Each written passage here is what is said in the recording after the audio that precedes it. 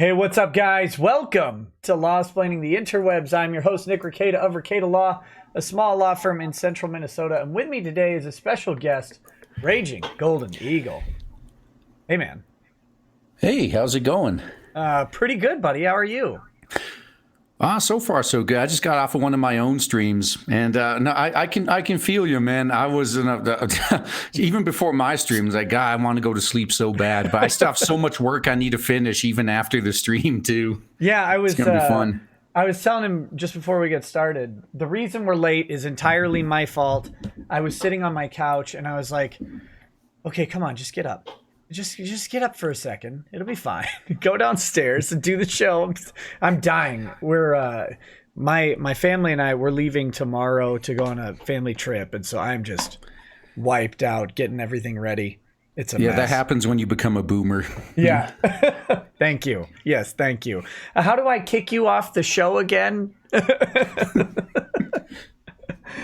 Well, thanks for joining me today. I figured we should probably talk about this Interspecies Reviewers show, disaster, controversy, fiasco, everything it is, right? Oh, well, to be fair, I mean, it's not a disaster for anyone but Funimation at the moment. But so you mentioned it on a previous stream that you heard something was going on. How much do you know already?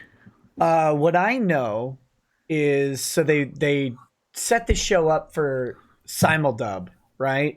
So my understanding is that basically the subtitled version and the dub version come out within about, an hour of each other, same day type thing. And they ran 3 episodes of it, and then they canceled it, or they canceled the dub version after 3 episodes. And I think, did they also stop distributing the subtitle as well? Yeah, it gets better. I mean, from what I saw, they didn't even release the dub yet. Yeah, so how it actually works is within an hour of the Japanese release, we have the subtitled version releasing on these official streaming services. So we got the first 3 subtitled episodes, and I think that's right around the time the dubs usually start, is 2 or 3 episodes in. And, okay, I thought it was quicker. Yeah. No, for the subs, it's almost instantaneous, yeah, but not for the dubs. Yeah, they call it simul-dubbing, but it's still a few weeks behind. I usually don't watch them anyway. I mean, I'd rather just watch the subs at this point. But yeah, they got 3 episodes in and canceled it. And by canceled it, I mean they didn't put out a notice or anything. They stealth removed it from their websites. Like, all traces of the show were gone. They were scouring their forums, deleting threads and comments. Everything mentioning this show was just gone. And there's a rumor too that they broke their contract and preemptively fired the translator and forced her to sign an NDA so she wouldn't talk about it. And if that's true, I don't know what they were hoping to accomplish, because did they really think we wouldn't notice that the show was just gone? That's a wild one, because it's like they're attracting a ton of attention to this show that I don't know. Do you think the show would have been as popular as it's kind of becoming this underground sort of hit, from what I can tell? Well, it was already pretty popular, yeah, but no, see, it gets better. I mean, even in Japan, yeah, because here in the West, Funimation dropped it, and then Amazon Prime did as well. Although I don't blame Amazon for that, because Funimation has the license in the U.S., so right. If they dropped it, Amazon can't show it either. So I mean, I consider that the same thing. But even a TV station in Japan dropped it too, and that caused the Japanese fans to really just turn out and start supporting it. So this is the Streisand effect at this point.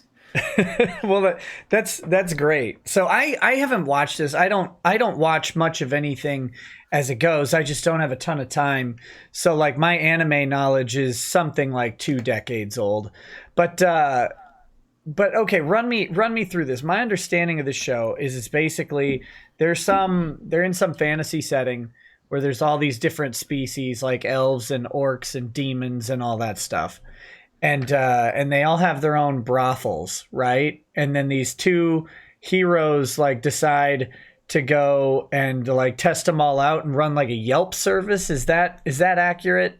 What the Yeah, that's pretty much it. You know, the main characters just go around. I mean, every episode they go to two different brothels. I mean, it's effectively, you know, each episode is really just two. I mean, the first and second half is a different story arc, a different brothel. But yeah, they go to the different brothels and they review them. They review the different monster girls, and this is where it gets funny too, because what people are going to try to say to defend Funimation is like, oh, but it was hentai. They licensed hentai. And no matter how you look at it, Funimation looks bad, because I mean, I'm on the side that it's very close to being softcore hentai, but I don't think it's still mostly a comedy that puts a lot more focus on the fan service, but none of the scenes last long enough for you to crank one out. I mean, that's not very conductive to a hentai, right? Look, maybe you're not trying hard enough. That's the real problem.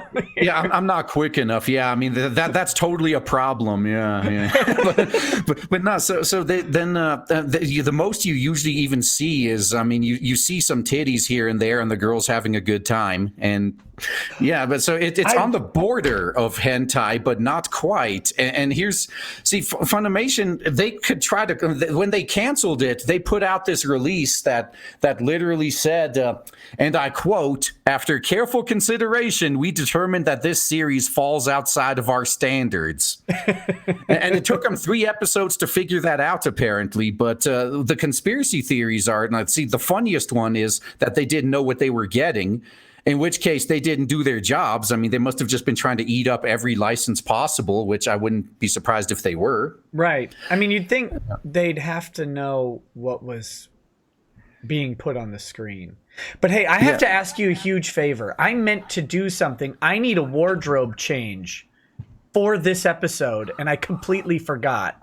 Can you cover for me for like 1 minute? It won't take that long. Oh, yeah, sure. I mean, if you got to put your chainmail bikini on, I'll cover for you. Yeah. This will work. I'll be right back. Okay, so now's the part where I'm supposed to start just playing copyrighted music to get the stream taken down, right? Yeah, Chad, what do you think? What copyrighted song should I be playing right now? And oh crap! And you left the chair on stream too. It's almost as if I'm the one talking. Holy shit! Yeah. Forgot his pants. I wouldn't be surprised if he did. You know, he did kind of forget his pants. I would not. Yeah. And in reality, you know, he's not actually getting changed. He just has to take a bathroom break. Like he DM'd me right before he left. He's saying he has to go to the little boy's room. That's what's really going on right here. Yes, Ram Ranch. Oh yeah. Hold on a second. I'm going to pull up Ram Ranch real quick. Let's see what this does. Wait, what's going to get the stream flagged down? I mean, if I did to Rekieta what Ethan did to John Malin, oh, dude, I don't think he'd ever forgive me for that. Oh, Blade Devil trailer now, do it. Oh, I have the trailer, actually. It still has to be filled in, but, you know, the music is mine at this point. I paid for it, so that wouldn't get the stream taken down. Come on. Oh, play some hentai. Oh, dude. Maybe I should play some Interspecies Reviewers live on stream. I could do a screen share real quick and play that. Yeah, so everyone knows exactly what we're talking about. I really loved the mushroom part of the most recent episode. We could just, that's right. We can enjoy some nice mushrooms right here. Yeah, Chair-chan, Best-chan, yeah.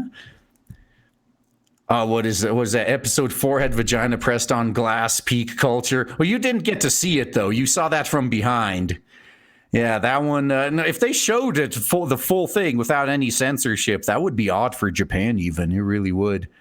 Okay. Oh, the salamander go, yes. I'm sorry. I'm back now. I'm sorry. Yeah. Oh, good. At least you got the right uniform on. Yeah, yes. That is perfect. Yes, yeah. I'm now in the appropriate shirt for this show. Yeah, now you can't go to conventions anymore, apparently. At least not the tucked ones. I would, this is a comfortable shirt. Now, this shirt is deceptive. Someone sent me this. I to this day don't know who. They sent me this shirt. I'll give look at that. Oh, that is magic. This is apparently a 5XL in China. But it fits. It's more like a 1XL here. But I guess. Hey, no, it works, man. It works. Oh, And good. now I hope you don't mind, but we were doing some Ram Ranch sing-alongs while you were gone. I don't. You know, I'm good with it. I'm good with Okay, it. okay. So, Yeah. but anyway, so thank you for covering for me for that, because I had to get this shirt on. I didn't know when else to wear it, but I figure we're talking interspecies reviewers. I figured you could help me understand the difference between, is it ecchi or ecchi? Etchy, yeah, Etchy. yeah. Well, that's. Well, I guess it's kind of like like here in America, right? So, like I say, do you consider James Bond porn? I mean, Well, I mean, yes, but not in the way that okay, you no. think so. Yeah, so I guess no, well that's the difference there. I mean, just because something has a sex scene in it, or it has, or maybe just a lot of fan service, it just shows a lot of very revealing clothes. Like, that's basically what ecchi is. It's very revealing clothing, focusing on the tits and ass, the fan service. It could even have a sex scene in it here and there, but that doesn't make it a hentai any more than James Bond is porn, because every movie he has sex with a girl. So, Right, and so hentai would be typically a much more graphical focus on the sexual activity type thing. It's more of a pornography Yeah. type thing. Yeah, hentai is just basically animated porn, yeah. Okay, so is Bible Black a hentai or an ecchi? That's a hentai. Oh, I thought it was a good Christian family show. I learned that from another YouTuber. Well, it is. I mean, have you been to a Catholic church recently? I mean, it's more gay porn than Bible Black, but still. Touche. Okay. So we were talking interspecies reviewers. Funimation has pulled the show. They've broken the contract, allegedly broken the contract with the translator. Japan has pulled the show. What's the reaction over there? Well, no, Japan, it was only one TV Right, station. one of the TV stations. And it wasn't even the one that was airing it uncensored either. So really nobody gave a shit. I mean, it's really just like on principle. But no, honestly, what I hope comes from this is that they just give up on airing it on TV in the first place, and they just show it like online. But I mean, they pay to get this on TV. See, and that's the thing that people in the West don't usually know. Was in Japan, anime is a commercial. Like, see, here in the West, it is the product. But in Japan, the anime is just a really expensive commercial for the source material, the merchandise. Usually there's a music company on the production committee as well. So it's usually one of their artists that they're trying to push that does the ending and opening songs and some of the inserts. Yeah, so it's all these companies get together that want to sell you shit. And they make this anime really just as a commercial. And there are exceptions, if like original anime that were made without any source material. It's the anime studio makes it. Now, that's different than it is the product. But Interspecies Reviewers is based on a manga. And the funny thing is, the anime doesn't have to make money. As long as the manga sales go through the roof, the merchandise is going off the shelves, the music is selling, they're going to keep making it because it's a commercial. You don't make money on a commercial. It's great if you do, but yeah. Now, I've heard, and correct me if I'm wrong, I've heard that Interspecies Reviewers manga is not as graphic as the anime, so to speak. That's true. That's true. That if you were an innocent bystander doing the reverse, like you're reading the manga and then you go check out the anime, you might be surprised by what you see on the screen. Is the impression that I got. Oh, that's true, and that's another thing that the Funimation defenders were saying is that, oh, they had no idea how it would be. Well, then they didn't do their jobs because whoever their liaison in Japan would have told them that. Right. They would have been able to see the materials, and then also it took them 3 episodes to finally realize. And although the episode that broke the camel's back was the gender bending one, it's almost as if they're transphobic. It's really weird. Wait a minute, so that's the problem? It was the. Oh, okay. I heard about this. Did one of the heroes get turned into a different, like from guy to girl or something? Is that what happened? They all did, yeah, yeah. So no, that was and see, maybe what triggered them was the jokes in there, because again, this is still primarily a comedy. So, right. So no, what happened was they went to, they were being told like, oh no, you gotta. you got to focus more on what the woman would find, pleasurable. So they're like, no, how the hell am I supposed to know that? I'm a guy. It's like, oh, wait, there's a gender bending brothel right there. So they decided to experience it as a woman. So yeah, they all went there and they took that potion. They all became women. And see, here's where the jokes come in. That one of them tried to leave and got stopped at the door. It's like, no, we don't let anybody leave until the effects of the magic wear off. And there was 2 reasons.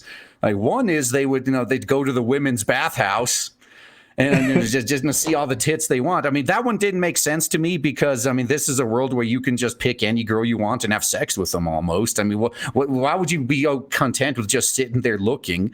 But then the other one was the one that probably triggered them. Was you'd have these guys, take the gender bending potion, and then they'd hook up with a guy just to troll them because when they wake up in the morning, they wake up next to a dude. That's like the ultimate frat joke, right? Yeah, exactly. Yeah, and that's the reason why they don't let them leave anymore. So you're maybe, gay now. yeah, that's exactly. Yeah, yeah, you slept with a dude. Yeah. Oh, that's fantastic. Yeah, but then I think that may have been just the final straw, honestly. But then there's as far as conspiracy theories go, there's another one. This one, I don't know how likely it is, but see, I don't know if you're aware of this. I mean, it's not a very popular event, but apparently there's a lawsuit going on against Funimation right now. There is one. Some guy called Dick. I mean, I don't know. Maybe it could have been Vic. I don't know. Nobody knows who he is. He's not a very big name. Yeah. It's Nick, from what I heard. It's Nick. That's I heard Nick's the one who owns all the money. So yeah, it must be him.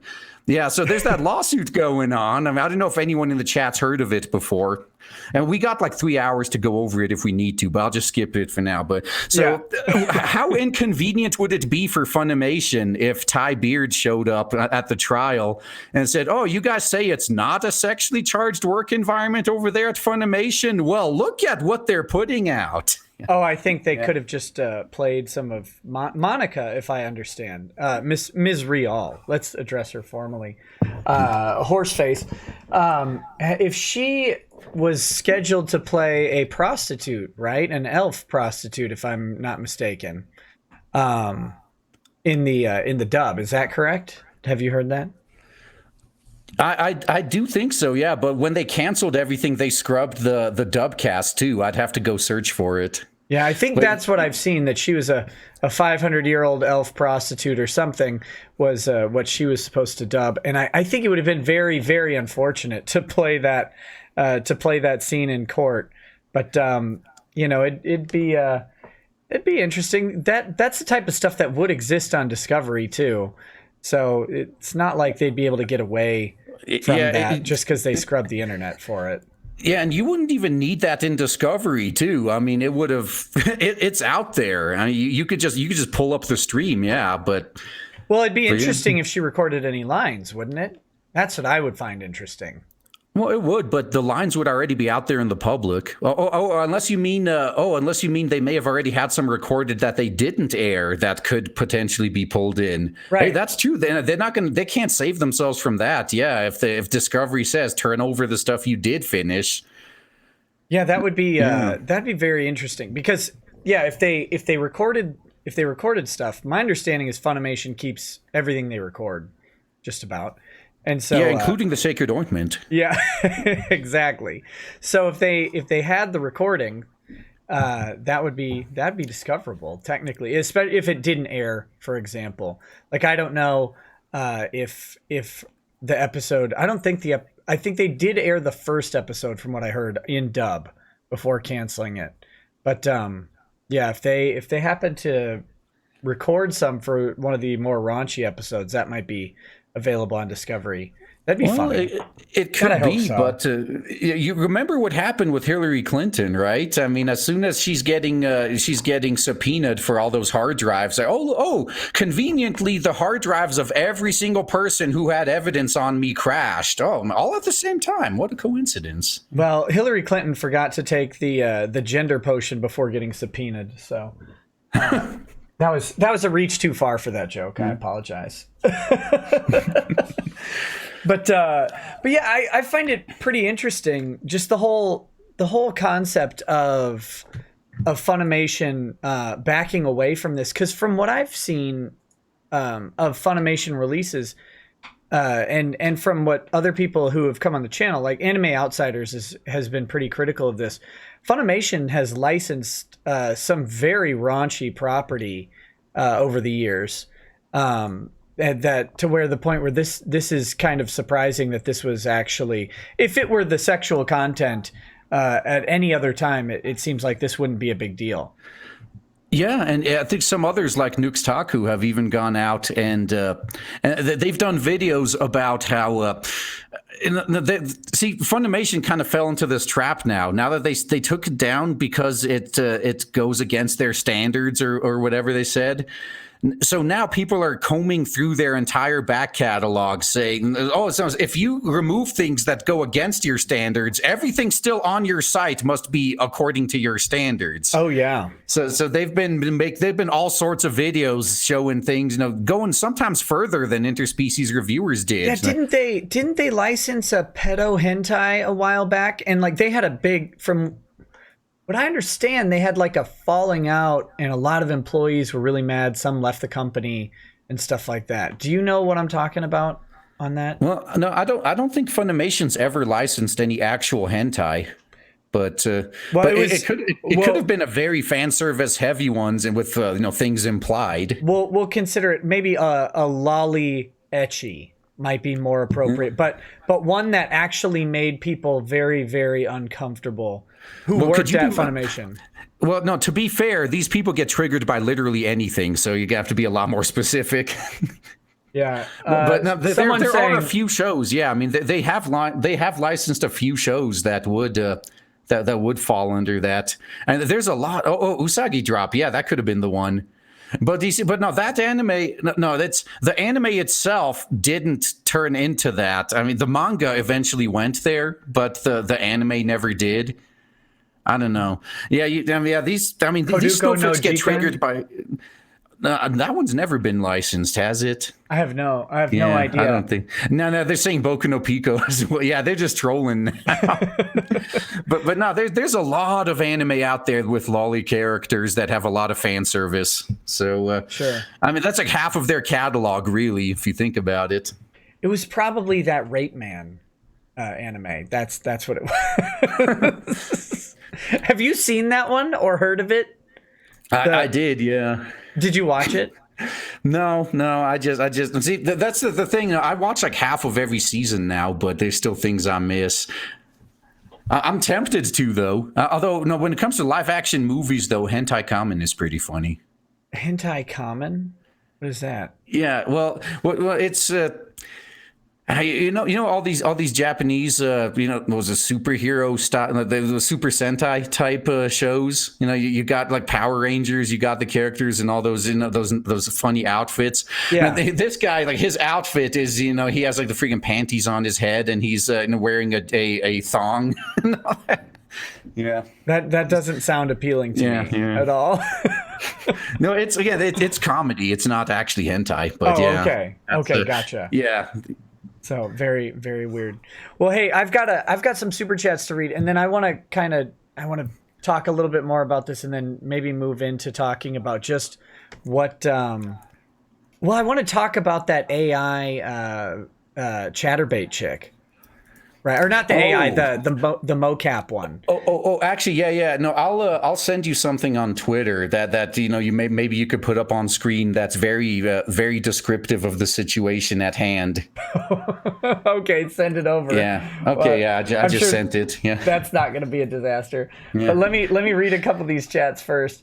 We've got On Your Knees B says, "You got the shirt. All you're missing is the Dollhouse co-star. Where is she?" I don't have a Dollhouse co-star. Are you talking about Lady Rackets? I don't know where she is. Harmon Smith says, "Today is my birthday. Hey, happy birthday. My novel Cruel and Beautiful releases in 2 days. I recently read Tommy by Junji Ito and realized that fans of that would probably really like it. Please continue to support indie creators." So guys, check out Cruel and Beautiful. It's available on Amazon. Amazon You can probably get a digital copy or whatever. Yosa Singh says the chair species exterior might feel a bit leathery, but the interior practically wraps you up with warmth. The lumbar support is just amazing for sitting in front of the computer and drowning myself in whiskey for hours. Thank you. Talbot Link says, check for my email, Nick. I have a package to ship. And glad to see more of my world connected. Grab the day, lads. Thank you. That must be a fan of yours and mine, Talbot Links. Oh yeah. He shows up all the time on my streams too. Yeah. And actually, I think isn't he the one? I think he said he's the one that kept badgering you to have Phil from the Dollhouse on. Yeah, he's the one who helped me get connected to Phil. Which is good stuff. Have you ever talked to Phil? Oh yeah, I did an interview with him on my channel before too. Oh, cool. Yeah, I have. Forgive me. I'm not too familiar with what all the topics you cover. I've watched some of your stuff on Interspecies Reviewers, but I've heard you're on the MGTOW spectrum somewhere, whatever that means. Yeah, I guess it's not inaccurate. I mean, I just I ever since college, I mean, I've just I'm just going to stop this whole dating thing. It's more trouble than it's worth. I legitimately have no idea how to date. I've never done it in my life. Lady Rackets and I did not have like a dating relationship or anything. I don't know what to. I wouldn't know what to do. So I'd probably be right with you, if not for my present situation and the fact that I did it, 17 years ago. What a weird world we live in now. Stooge Muffin stuff and says, outside of their standards, yeah, right. This is the same company that has the license to Black Lagoon FFS. Okay, so tell me about Black Lagoon. Well, Black Lagoon is just fine, actually. Like, yeah, it's a pretty good action anime. Okay, is it? Yeah, is it? So it's not. I don't even know how to categorize this stuff. It's not lewd, or it has nudity in it, or a lot, or a little. No, not even. No, I think they imply some things happening, but it's yeah. Oh, yeah. Like one of the characters, like the mob boss was. Yeah, I think it was. She was almost doing like an FBI agent thing. Like, there's at one point where she had to search through some CP videos to find some, one of her targets. Sure. But they never showed any of it. I mean, okay. No, Black Lagoon is an action anime. Yeah, it's very violent though. Yeah, that's the thing. Yeah, it was very violent. Now, see, I'm watching Game of Thrones, right? My wife and I are rewatching Game of Thrones because we watched through season 7 a long time ago, and we want to suffer through season 8, but we decided to rewatch the whole series because it was like 2 years ago that we watched it before. And so I don't know why people get so worked up over ecchi anime, because, I mean, Game of Thrones is anime, just live action, right? It's extremely violent, very, very messed up sort of materials. It's got heavy topics as well. It's a little lighter on comedy than some anime, but it also has a significant amount of nudity, and they're the it's the real stuff, it's not animated. Yeah, and they go some pretty dark places with it too. Very, but no. Actually, no. I'll put this into perspective though, because these lunatics are shrieking pedophilia at anime because the characters quote unquote look young, and meanwhile they're perfectly fine with, say, American comedy movies like set in high school when everyone's having sex. Like, what about that? It's like, oh, but their actors are over 18, so it's fine. But these characters you're bitching about don't even exist, and that's not fine? Like, you people are stupid. Well, people are just insane. That's the problem. Yeah, well, when in Game of Thrones, same thing, and I'm just referencing it because it's fresh in my mind, but also on the subject. When the king marries Marjorie, he's like 13 years old. In the movie, I think in the books he's like 9 at the time. And immediately there's a sex scene. Now they don't show anything. And interestingly, the Queen Marjorie is not ever naked on screen with the kid, because I think he was 16 when they filmed it. But I mean, it's definitely implied, and it goes to it goes to those places. That would be a crime in every single state in the United States. But yeah, people don't seem to have any. It's weird. They shut it off and don't have a problem with it if it's actors. Yeah, and it's another funny double standard, like with both Sony and Steam. They censor Japanese games, and they like Steam flat out banned a PG-13 rated game because of child exploitation. Meanwhile, gambling simulators are perfectly fine on their platform, aka just loot boxes and shit like that actually exploit kids. But then you got Life is Strange Episode 2, I think, has a full-blown underage sex scene in it. They're fine with that. If Western developers do it, it's okay. It's only when Japan does it that it's a problem. Yeah. Although interestingly, they're getting some pretty raunchy stuff on Steam now. They seem to have rolled back their standards quite a bit. No, even with that, they just arbitrarily ban stuff. It's really weird. Oh, okay. Because like some of the VR games or whatever, they come through my queue and click on them. It's like, oh, wow. They have a lot of hentai games on Steam now, but they still, again, they allow full blown hentai in a lot of cases. But then, or they could do something like what they did with Koikatsu Party, where they left all the sex scenes in the game, but what Steam didn't like was the school uniforms in the story mode. Yeah, that's how deranged these people are. It is hilarious. I love it. I love them trying to backpedal and figure out all this stuff and how it's supposed to work, because there is no sense to it. So they just have to, I don't know, try and justify it. Yeah. Well, speaking of that, bringing this to a legal topic. Oh, you're going to see that this is. I hear you might be a lawyer and not just on the internet. So yeah, this should be now. To be honest, many people would dispute that I am a lawyer. Okay. Now, so see, a lot of these people try to claim that drawings equal child porn. Right. But nobody has ever been prosecuted for it here in the U.S. The only thing they get you for is obscenity. Like, there's blatantly unconstitutional obscenity laws that I still maintain are only kept on the books. So if they want to get you for something, they always have something they could get you for. So yeah, it's always, anytime someone's ever gotten in trouble for hentai, it's always been under these bullshit unconstitutional obscenity laws. Yeah, and I think the interesting thing is, now I'm not a lolly supporter. I support the right, the free speech right, but I don't really care about lolly or anything like that. It's not my cup of tea, we'll say. But here's the interesting thing on that topic is, it's almost unquestionably art. It's certainly got an artistic value that you cannot suggest that actual child pornography would have, right? Because someone had to draw it. So by that very definition, there's an artistic style that is employed in producing the content.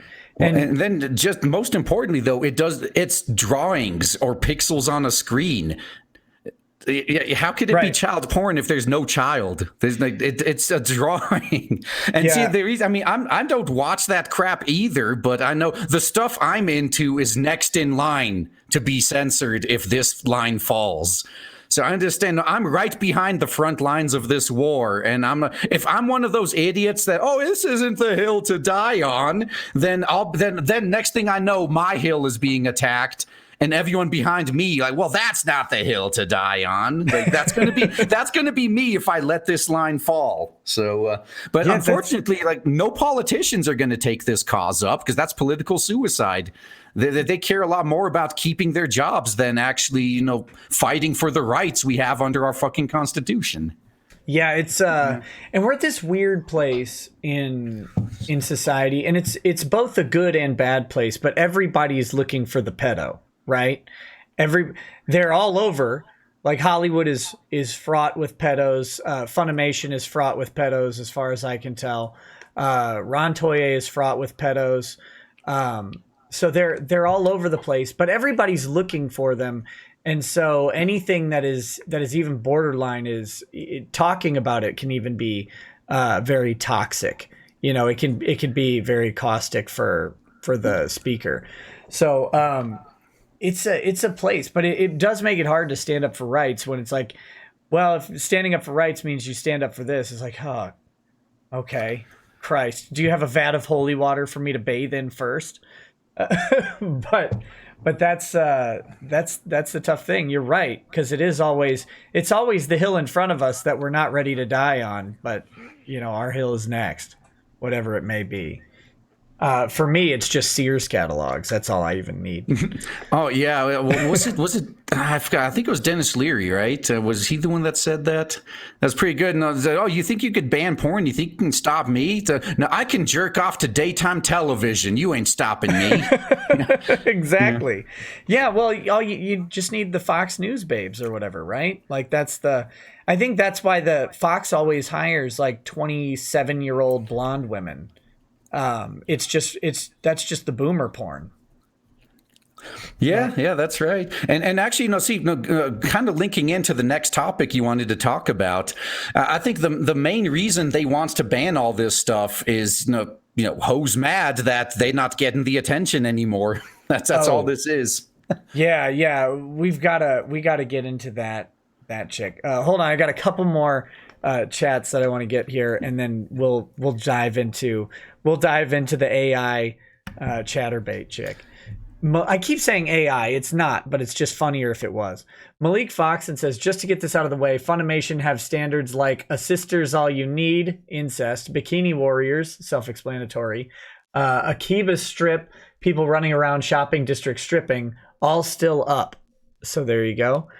Tucker says 500-year-old prostitute. Well, if the shoe fits. Regards to Monica. It's a horseshoe that you have to nail that shoe into the foot. Zero the Slayer says there's an anime where Monica plays a lolly slave girl that uses mind magic to sexually assault the main character. How did I forget? It's called Death March to a Parallel World Rhapsody. Okay. Who have you ever seen Mnemosyne? Mnemosyne? Am I getting that right? Yeah, the detective one? Yeah, Rin, Daughters of Mnemosyne. Yeah, I love that. Now, I got to get the chess set that the villain had. If I could get that custom made one of these days, that would be a nice showpiece. Oh, I have watched that series. I actually found it to be really interesting. But I don't ever remember the chess set itself, because doesn't the chick have like a bunch of like hooks and stuff in her? Yeah, no, all the chess pieces are pretty much, naked women in bondage, or torture in some way. Yeah. And just imagine having that on your table when you have company over. That would be hilarious. Yeah. I see. Now I have to go back and find an episode with the chess set, because I don't even remember looking at it. I was just, watching the show, not even thinking about it. That's great. I wonder if 3D printers, man, they're almost high enough resolution. Well, you could just make one.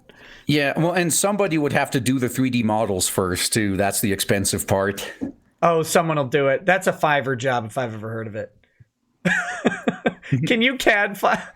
I'll just give you $5 per chess piece, please. Oh, that would be fun. RW Bimby says, Funimation standards, Valkyrie mermaid, girl abducted from school, hero repeatedly snuggles her, episode 1 nips. Stooge Muffin Stubbin says, Eagle, you forgot about the twins. Oh, that was in Black Lagoon, yeah. Oh, okay. Yeah, they were a little bit creepy, but I'm just saying that from what Funimation was complaining about must standards, I don't think there's anything in Black Lagoon that would top Interspecies Reviewers, at least if we're talking about strictly sexual content.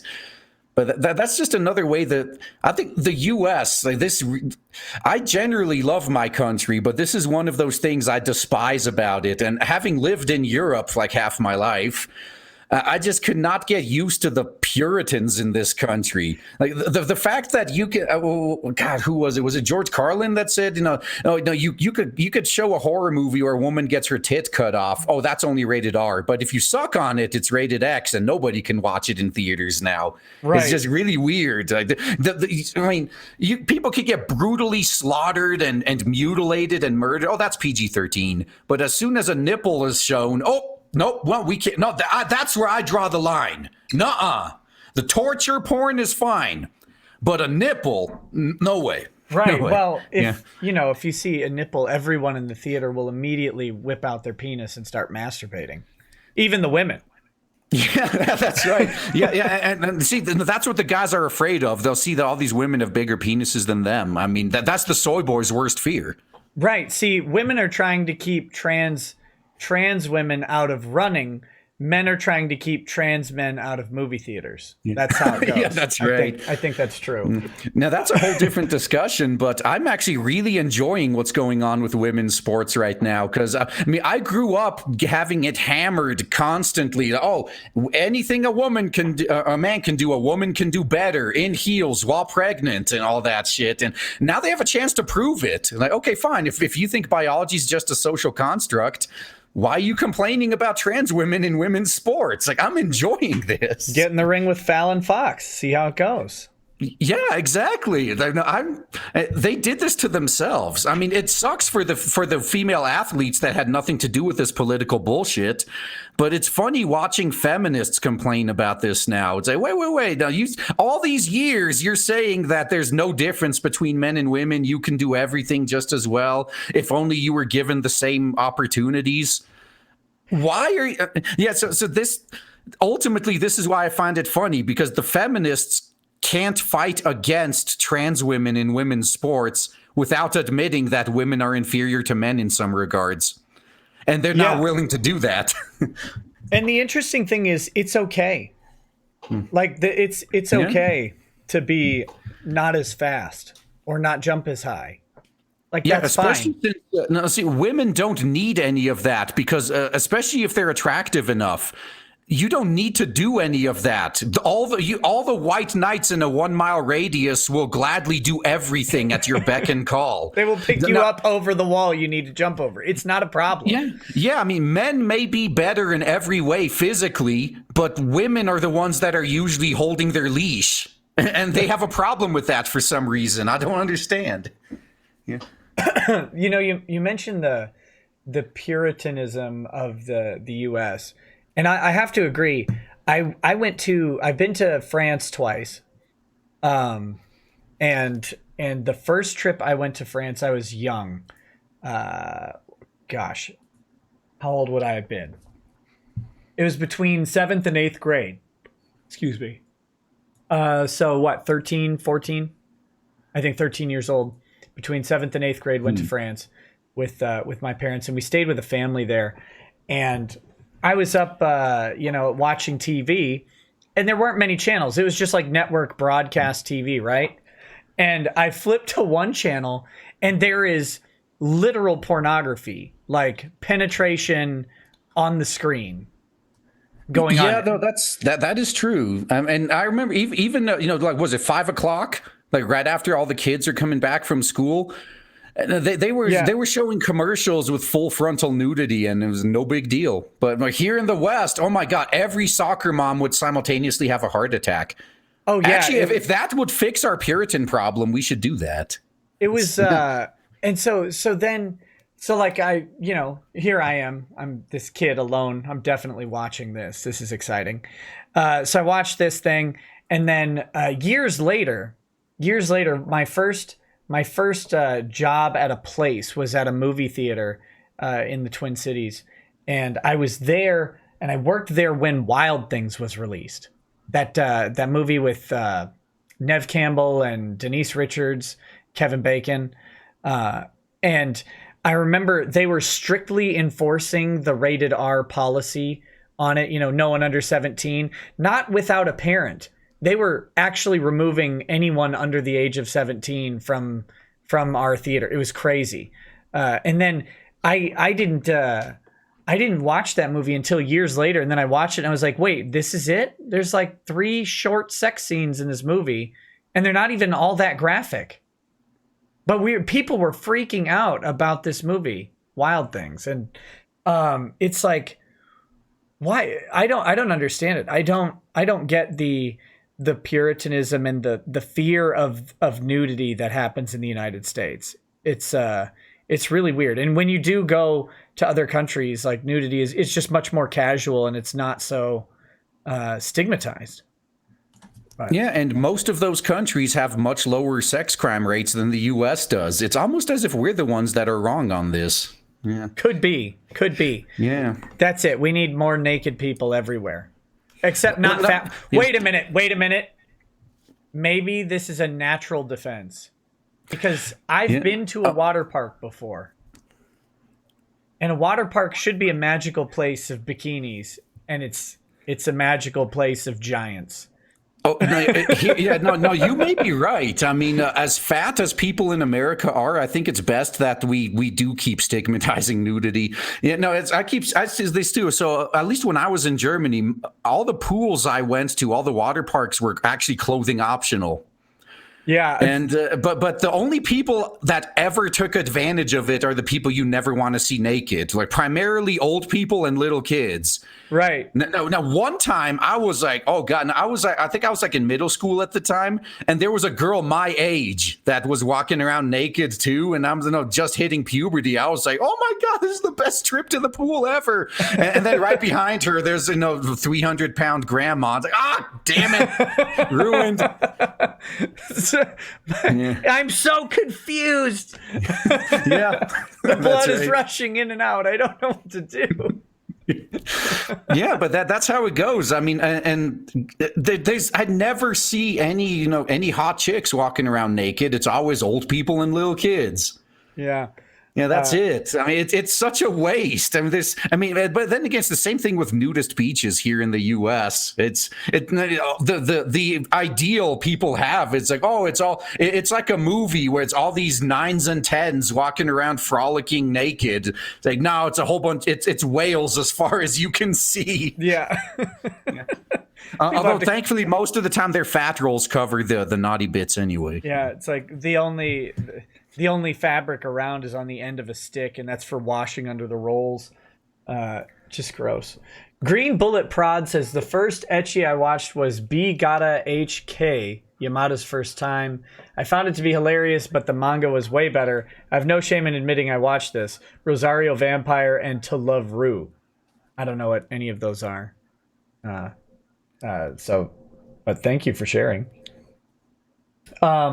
We've got... let's see. The Pie Baker says Valkyrie Drive Mermaid. In short, it's an anime about girls that turn into weapons when they orgasm. A large portion is non-consensual. So what's the dirtiest anime, hentai, whatever you've watched? I need to know. I'll share mine with you once you've shared yours.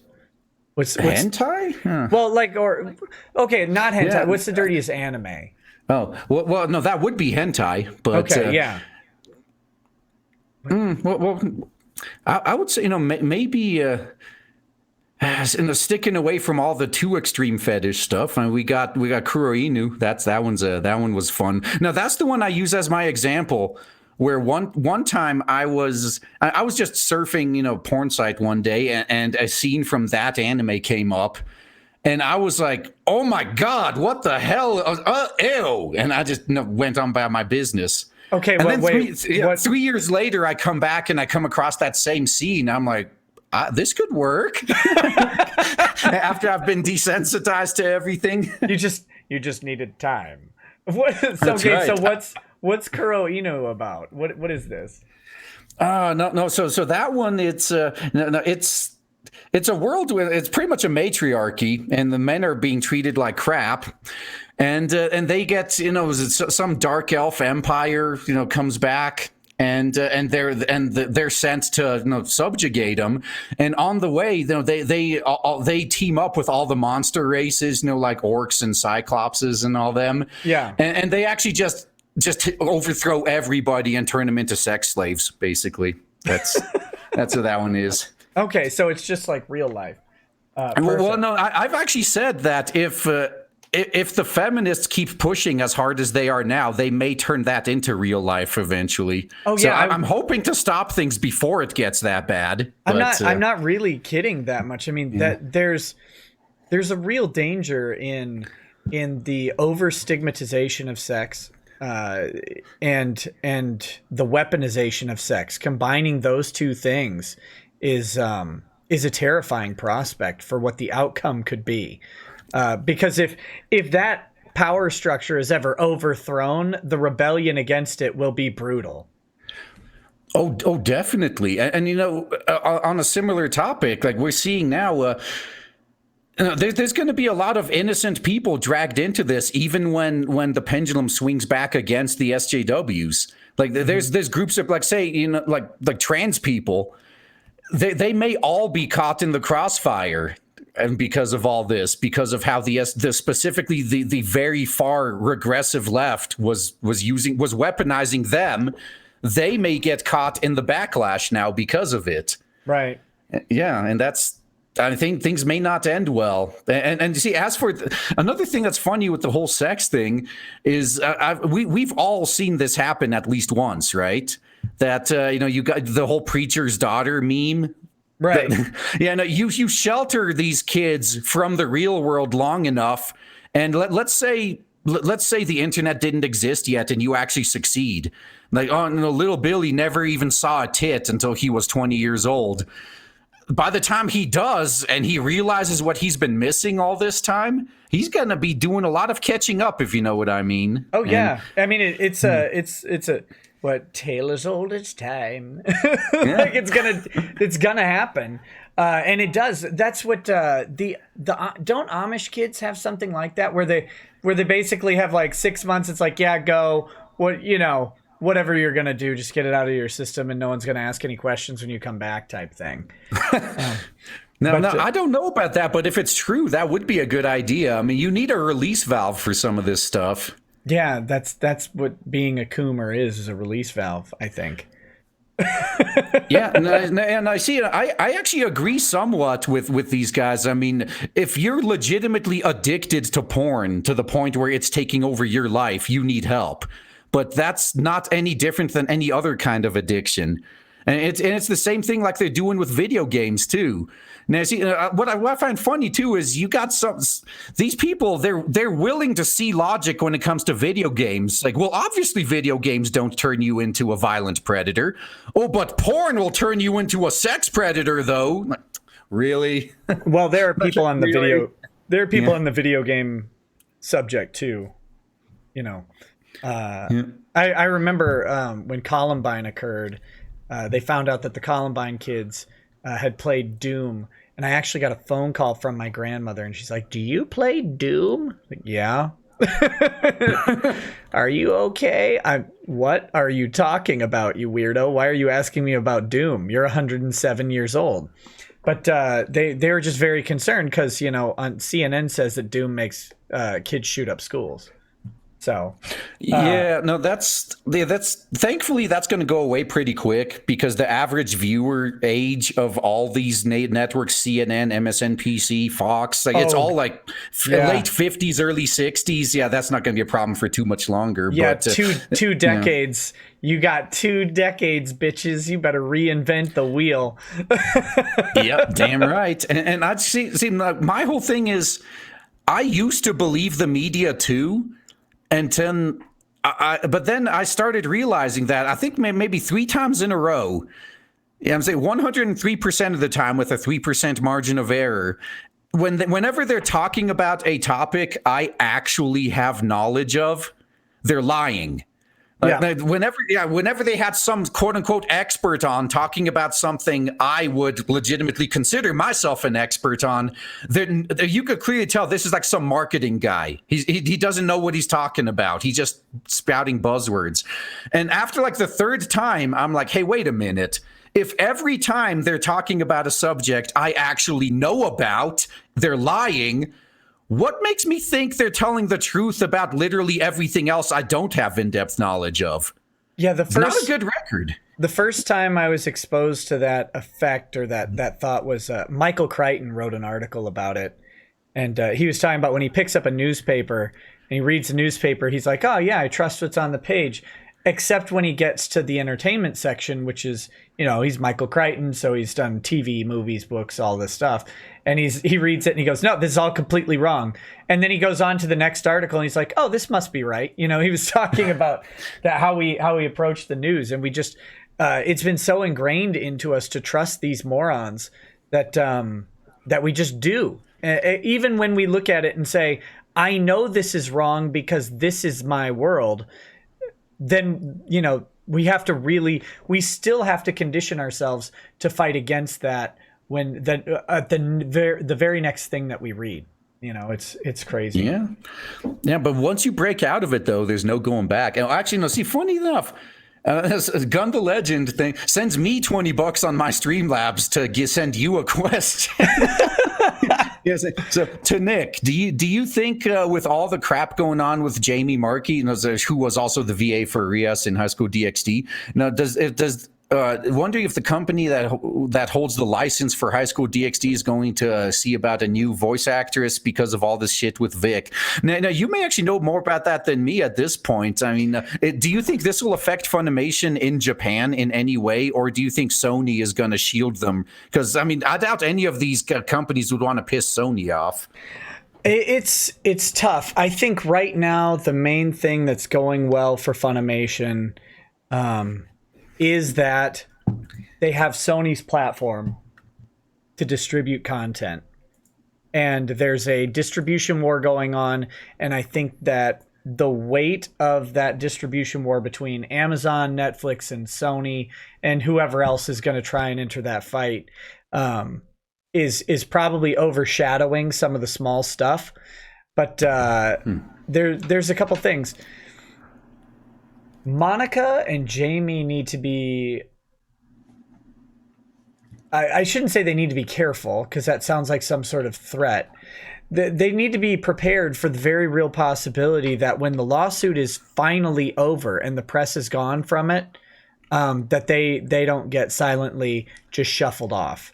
Especially if Sony ever ends up getting roped into this lawsuit in a real capacity beyond Funimation, because that's a lot of times what happens when you drag a company in, is the company stands by you for as long as absolutely necessary, and then you get, you just cost the company more than what your annual salary is, you're gone, type thing. And in their case too, I mean, from what I remember about when this whole thing was getting started, they're the ones that fudged the investigation up, so they could very well be dragged into it. Oh, Sony's definitely on the short list of people who could end up in this lawsuit very easily. They're the parent company of Funimation. They're involved in that. They're one of their HR people did the investigation, and if there's some possibility that that comes up on discovery, like there is no investigation report, for example, or if they try and claim that there's no investigation report, then suddenly you've got a conspiracy that involves Sony, potentially. And so they certainly could be drug into it, and it would be a mess. It would also increase the damages potential dramatically, because Sony's a much bigger company than Funimation. But it's hard to speculate on what's going to happen. I mean, Funimation is woke, right? They're woke.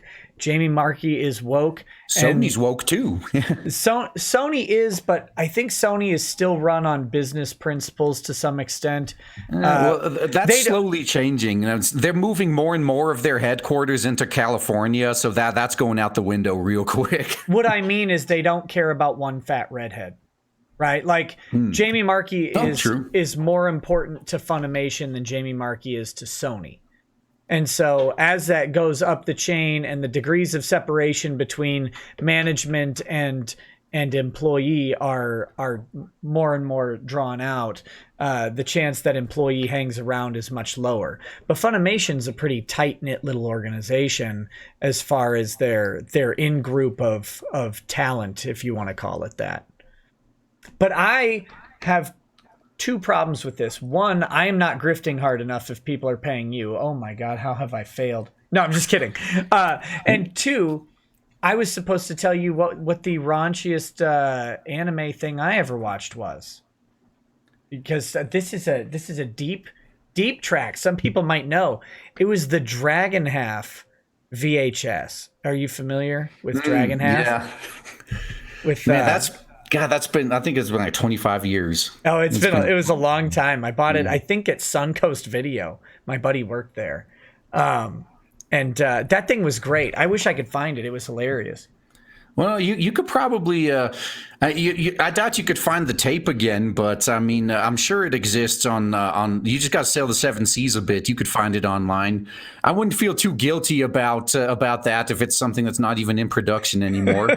I remember the wizard chick. She was out of mana, so she had to like suck off one of the dudes to charge up. I was like, what the hell is this? This is hilarious.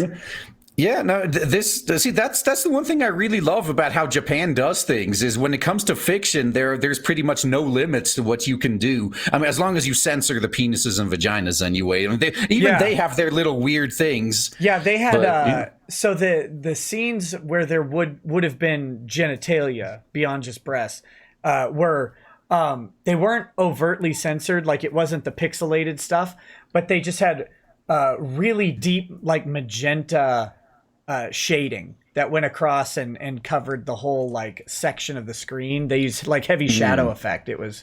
Yeah. Nowadays they just make it. They either use they make either white or black. But now, see, that's something people don't realize. It's because of censorship that tentacle porn even exists too. Dragon Pink, not Dragon Half. Thank you. Sono name. It was Dragon Pink. Oh yeah. I'm thinking of Dragon Pink. Bunch of weebs. How'd you even know that? Yeah, come on. You should be embarrassed for yourselves. Nerds. Gun the Legend says, because to me, High School DxD is one of my favorite anime, and the last I heard, there's going to be 2 more seasons of High School DxD, and it's currently on season 4, aside from other anime. Wait, was Gun the Legend the guy who sent you the stream? Yeah, he was. I guess he sent the first parts to me, and then he finished it off with you. The grift is real. It worked. Thank you, buddy. But yeah, so High School DxD. I've never watched it, but I know Marky's in that one, and I don't know. I don't have any inside information about who would be getting canned.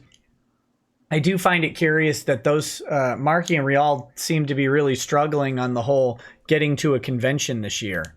They're not struggling for roles, though, because as other people have pointed out, that one of the problems with the North American dubbing industry is that it's like the same 10 people. They can't just replace Rial and Marky. So, I mean, if they are going to get axed, they're going to have to do a massive talent search, to get some more massive talents to replace these massive individuals. I was going to say the level of talent might not be an issue, but the kilograms of talent available might be hard. But it is weird. I don't understand why they're so... Well, I guess because they don't need to. You're comfortable working with people. They don't get paid much, so they need the volume of work. But yeah, I don't think it would be that hard to replace him, in all honesty. Probably not. But I mean, like you've been kind of mentioning too, like they're all friends with each other. Well, right. At least they pretended to be in Vic's case anyway. So meanwhile, I think, if I was working on a project and I just put out a call to my own audience, like, hey, anyone want to audition for this role? I'm sure I'd get someone better than the two of them. Oh, you thinking, you have quite a few subs. I think they'd be very easy to find someone in that pool. Or even if they can't, someone will know somebody who is very good and is looking for work. So. Yeah, it's that's why they don't get paid anything, and that's why they can keep getting work all day, but if they're too toxic for the conventions, they're going to really be struggling, because that's where they at least double their income. You Well, know, hell, I'd say they probably get even more than double in some cases. in some Yeah. cases, I just don't want to presume too heavily Yeah. on Monica and Marky, because I just can't imagine paying them for anything other than to leave.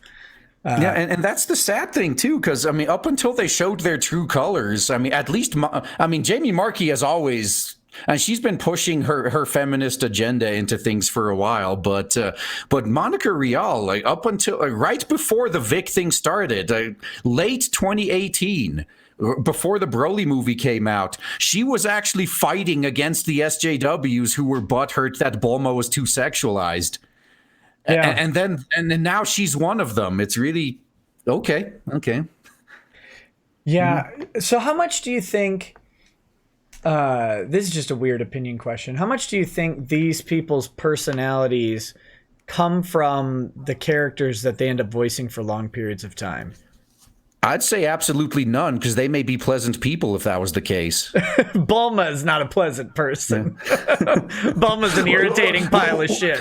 Well, yeah, Bulma. but Monica Rial was voicing Bulma. She's like the eighth one to do Bulma, right? I mean, she's Right, been that's doing true. like a shitload of other roles before, in addition to that. Yeah. Touche. Yeah. But I mean like Schemmel. Because what I mean is, do they take on some aspect of the character, like they think that the character means something more than it does, because for them personally, like, do you think Schemmel sees himself as the hero of every story because he's Goku? I don't.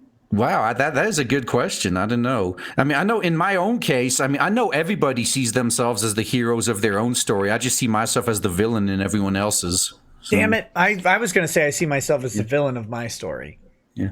Because Even of you are your own antagonist. That's impressive. Yeah. yeah, well, aren't you? Like, when you really break it down, it's like, couldn't I do better or more or whatever if I just wasn't so damn lazy or so willing to take some road that I know I probably shouldn't, but it's funnier or whatever, right? Like, you have all the wrong motivations for the things that you do that end up being the wrong thing that get in your way.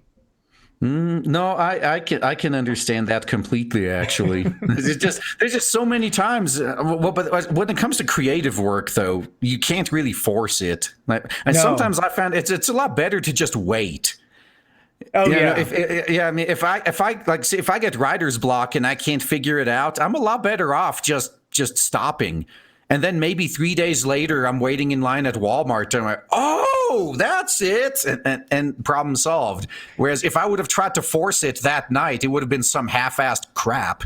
Well, that's why a lot of very successful writers are working on, novelists I'm talking about here, are working on several large projects at the same time, because they get to a block in one thing, and what they need to get past that is to they need to flesh out something in a different story, and then that'll trigger something and get the block pushed out, so to speak, and then help them get back to what they were writing. I think of guys like Dan Abnett, who does a bunch of Warhammer books. He also does Marvel storylines. He also does his own unbranded sort of fantasy or sci-fi books. I mean, the guy's always got like 5 books in the pipe. Orson Scott Card's the same way. Stephen King, constantly just putting out books, and it's like these guys are working on tons of projects. I can't imagine that, because I never got paid to write enough where I could sit and afford to spend that much time just creating. But well, then on the flip side, I mean, I can't remember the guy's name. As one of the guys that does the Forgotten Realms books, Salvatore. Yeah, it could be. I mean, he's one of these guys is cranking out like 50 books a year. It seems like multiple, like full-length novels a month just coming out. Are you really writing that fast, or is it, or did you just have a huge backlog that you're publishing now? Like, what the hell? Because I think it's a combo where they've got a bunch of different books that they're working on, and they put them out in waves. And so then, they finish all these projects as the editors are finishing them.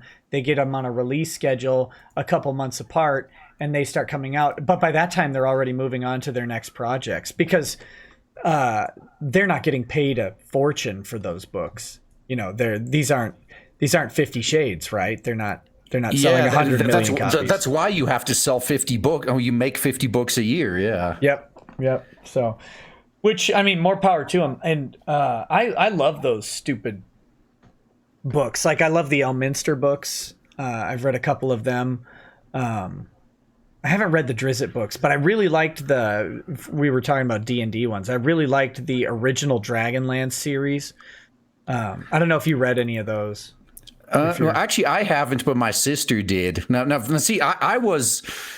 I don't know if you consider this more or less nerdy or just a parallel level of nerdiness, but I was real big on the Magic the Gathering books in the late 90s. Oh, did you? I read Planeswalker was the first one I think they released. I read like the first 3 that they did, and they were pretty good, especially that first one. That was kick-ass. Oh no, and it just got better too. But what I loved about the Magic the Gathering books from back then is they had no qualms about just killing characters off left and right, and that was just new to me back then, because usually when I'm reading one of these books, and the hero is in some life or death situation, I'm wondering that, how are they going to make it out alive? But with the Magic the Gathering books, I'm wondering, like, are they going to make it out? And then they got to the Apocalypse Saga, and it lived up to its name. They wiped the slate clean. Like, fucking everybody died except for like 3 people. It was like Karn became a planeswalker, and then like that Panther guy and the hippie chick. They're like the only ones that live. And I think the Weatherlight crew survived too, but then they did like this 150-year time skip or something. So everybody was dead except for like those 3. I mean, yeah, they wiped the slate clean. I mean, they even killed Urza and Gerard off.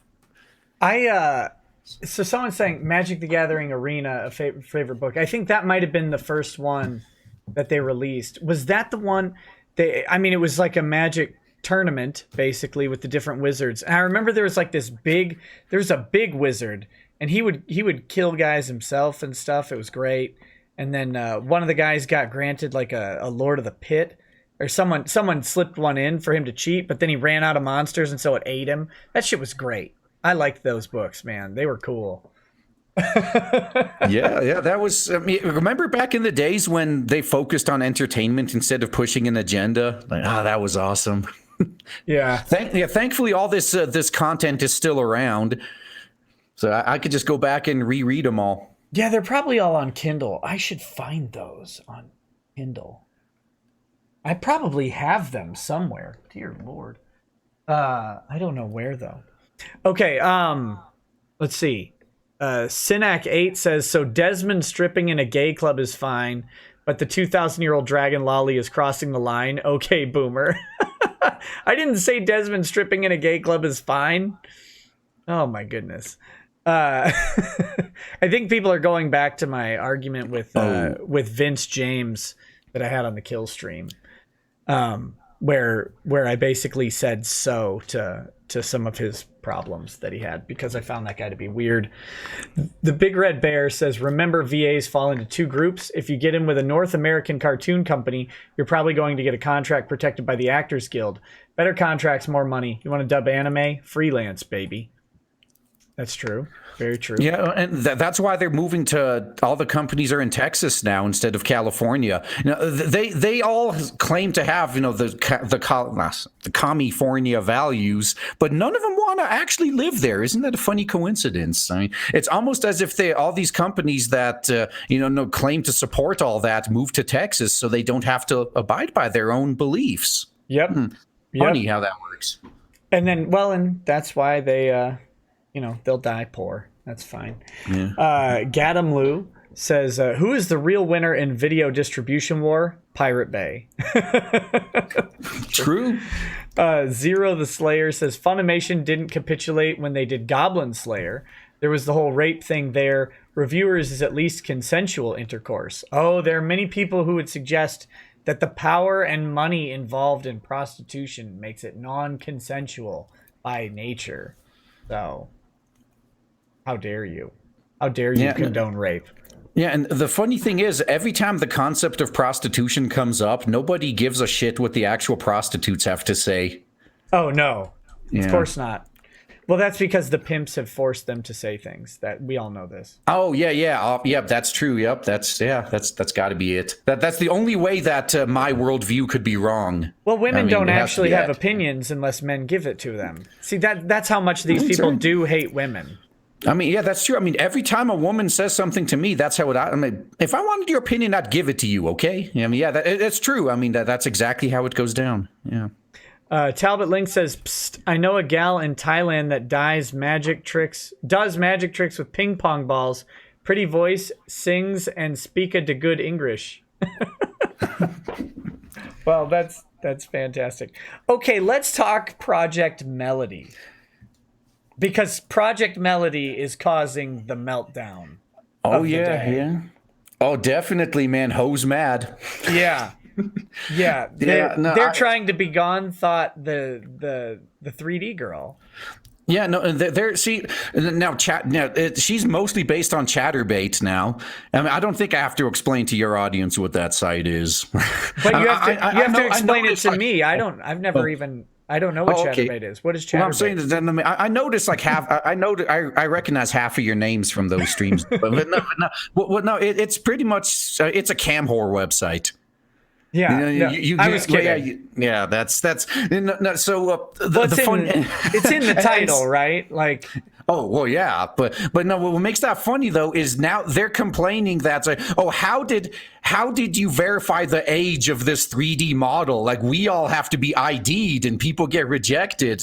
Yes, you understand the reason, right? They have to make sure that everybody streaming on that site is over 18 because nobody wants to get hit up with hosting child porn. And that's why they have to ID everybody, like no exceptions. But this is a 3D model. I can guarantee you the woman that's doing the mocap behind the scenes had to show her ID and prove she's over 18. And they're just grasping at so many straws right now. It's insane. Yeah, I don't know. They don't know what to do about it. Now, okay, so is the interest in Project Melody, is it do you think it's fleeting? I mean, because she's like busting top 10 on ChatterBait, right? Oh no, she was like number one, I think, or earlier, like 22,000 concurrent viewers. I don't think even you broke that at the height of the Vic situation. No, I would. Now I know how. Yeah. I mean, all you got to do is commission a good 3D modeler to make you into a hot anime chick and get a voice synthesizer or get a voice changer to make you sound kind of high pitch your voice up. Yeah, you can do that. We'll do it. We'll do a melody stream. No, so but my question is it just the novelty and the drama around it that's causing the thing, or do you think it's a lasting thing? Do you think we're going to start seeing more of these mocap titty streamers? Well, no, to be honest, I've never got the appeal of, I mean, I'd rather just watch porn, to be honest. If I want to crank one out, I'm just going to go to Pornhub. I never saw the appeal of like Twitch titty streamers or a ChatterBait or any of that. But I think it's here to stay, just judging by the fact that, because Pornhub at the end of every year release their statistics. Mm-hmm. And hentai is consistently like in the top 3 worldwide, and it's just getting bigger and bigger. And if the trend with these like cam whore sites is the same as with regular porn, people just want to see more anime titties, and I can understand. I mean, that is 2D is the best, and what can I say? Someone said the stats prove it. Someone said she hit 36,000 today. Well, yeah, I mean, it just keeps going up. I think it was like 17,000 the first day, like 22, and then now, if it's 36 now, wow. The funny thing is, I think the State of the Union address had like 55,000 on YouTube. So almost there. Trump needs to add. Trump needs to make himself into an anime waifu, I think. Trump is pretty entertaining, but the problem with Trump, though, is he's only entertaining when he's responding to someone else or someone else is responding to him. So if it's just him, it's not as funny, which is why, I think Steven Crowder is able to get more viewers than that in his live streams. Yeah. Well, I know Crowder when he covered he covered something, and it was he had like 50K on. Rogan does some pretty big live streams when he has a big guest too, but I mean 36,000 people. That's on not YouTube though. That's the real crazy thing, right? Because YouTube is inarguably the largest streaming site that there is. Not for pornographic content, though, and we know what the internet was made for. So right. Yeah. But the idea of having a live streaming service running that many viewers is pretty crazy. That isn't YouTube, right? It's not where everybody is. This is a taboo site, and that's fantastic. Yeah, and actually, I hope to see a lot more of this in the future, because then, and although unfortunately, whatever eventually ends up replacing YouTube, they may, it's going to be like Patreon, honestly. Because if you look at when Patreon first started, they were supportive of adult creators. But then they became mainstream, and all of a sudden, oh, that's banned, that's banned, that's banned, that's banned. That seems to be the trend, unfortunately, is that when they're starting out, they allow anybody on because they just want to grow. But once they seize that number one spot and they solidify it, then they get overconfident. So yeah, all of you guys who are the reason we got here in the first place, fuck you. We don't need you anymore. Right. Right. I mean, that's why. I mean, as I'm probably going to be using Indiegogo for my comic, but for Blade Devil. But I'm also going to be launching my own website, and eventually, I hope to have my own payment portal on it, just so like nobody can deplatform me anymore. Well, I think I'm going to probably be talking about this more in the coming weeks. But the deplatforming thing, these companies have shuffled themselves into a very dangerous position. Oh, was it the arbitration thing you were talking about yesterday? Yeah. So a brief rundown of the rule is there was a rule change in California, or a law change in California, where now I believe the companies who have binding arbitration clauses and enforce them have to pay their arbitration fees within 30 days of the arbitration being filed. That is devastating when you think of it this way. So if you're going to go, like, let's say Patreon deplatforms you and you want to bring them to arbitration, it's going to cost you $250. It's going to cost Patreon $2,500. Okay. So 10 times what you pay. Now, that's for the initial filing, but the full arbitration cost is going to cost them 10 to 20 grand. Kind of depends on how it goes. Because it's like a court process, and they have to pay both sides. All right, so now they suddenly have to pay 100 times what you're paying, right? 200 versus 20 grand. Yeah, so if you could get all the people who pledged to you to also get in on that, right? Yeah, well, think if you get 10 people to do it, they're out almost $250,000. If you can get 100 people to do it, then they're out $2 million. And if you think about it, 100 people, $200 a piece, that's what, 20 grand? It's 20 grand that some creators could actually put forward, that 20 grand on behalf of their fans. Or you could, I mean, hell, we see with the Vic GoFundMe. I mean, that's something we could crowdfund that too. Exactly. You crowdfund the 20 grand, you get 100 people to file, and suddenly they're facing $2 million. I mean, these companies don't pull in that much profit because they're largely payment centers, right? Patreon takes, they may process some big patron accounts, but they're really only taking 5% of those fees.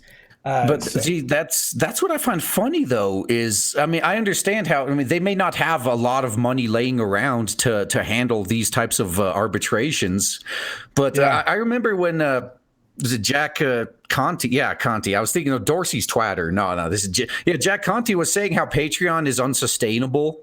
Yeah. And I'm thinking that how do you have a business model where literally all you do is host a website and skim money off the top as money moves and make that unsustainable?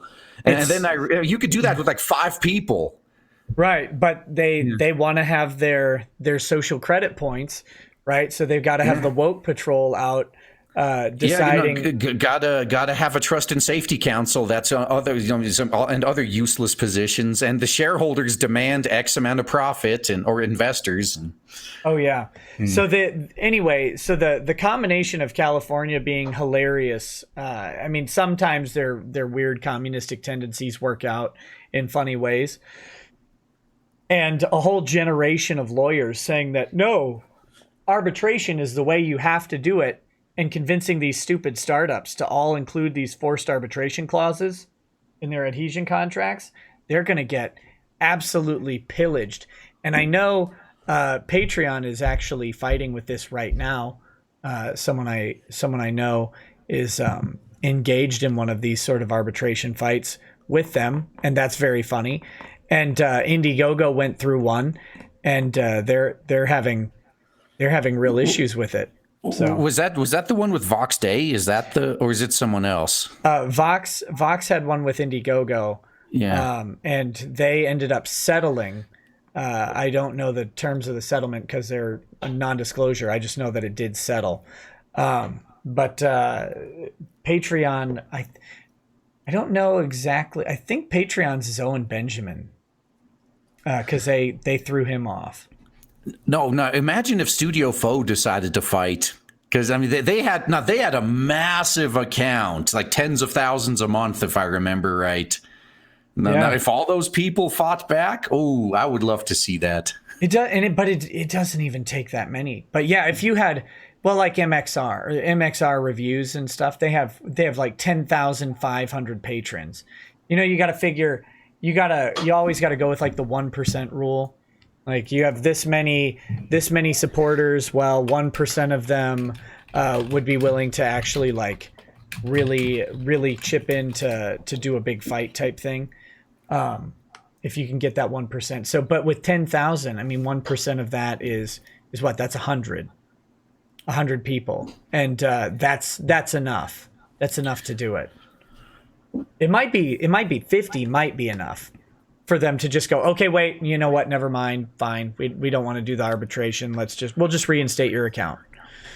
And that's the weapon that we have, is just to punish them financially to the point where it's an untenable, it's a multi-$100,000 penalty for them to deplatform someone, and they have to really decide if it's worth it.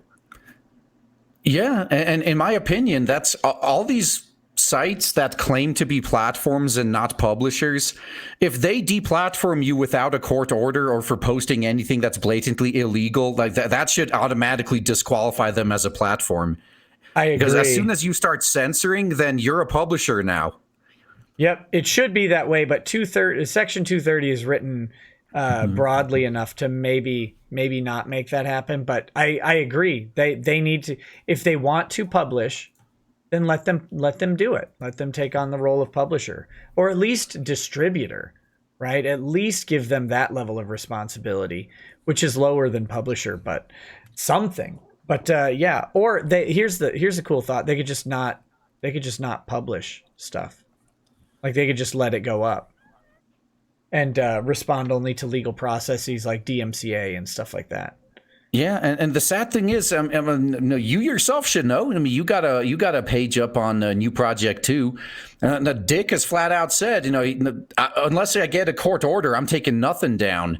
So everyone's trying to deplatform him other ways now. Which is, although that does remind me, Stone Toss, right? He's the comic artist. I've heard the name, but I'm not super familiar. But go ahead. Yeah. Well, he did this awesome comic once where someone was deplatformed off of I think it was with Gab, right? People getting kicked off of Twitter.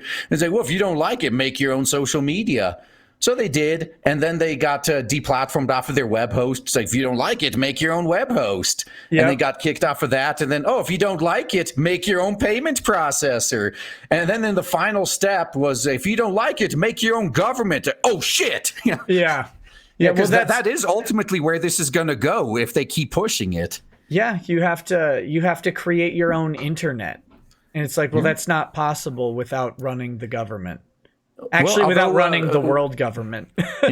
we already have the dark web. I mean, it is there. And see, I actually, one of my friends, he keeps complaining that, and I miss the days when there was no normies on the internet and you actually needed to have some technical knowledge to use it.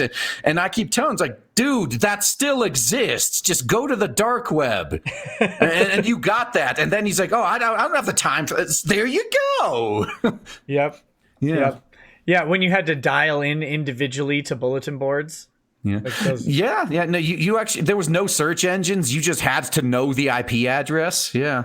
Yeah. I was gaming in the the golden age of mudding or whatever. So, oh yeah, I miss multi-user dungeons. Yeah, that was my first gaming experience. Multiplayer gaming experience, I guess. Yeah. What one did you play, or ones? It was just called Mystical Mud. That was the main one. There were so many back then, and so many people playing them. I remember, I would dial in on that 56 K modem, or eventually, I think I started playing on a 28.8, and you dial in and then telnet into some stupid text-based game. It was great. I loved it.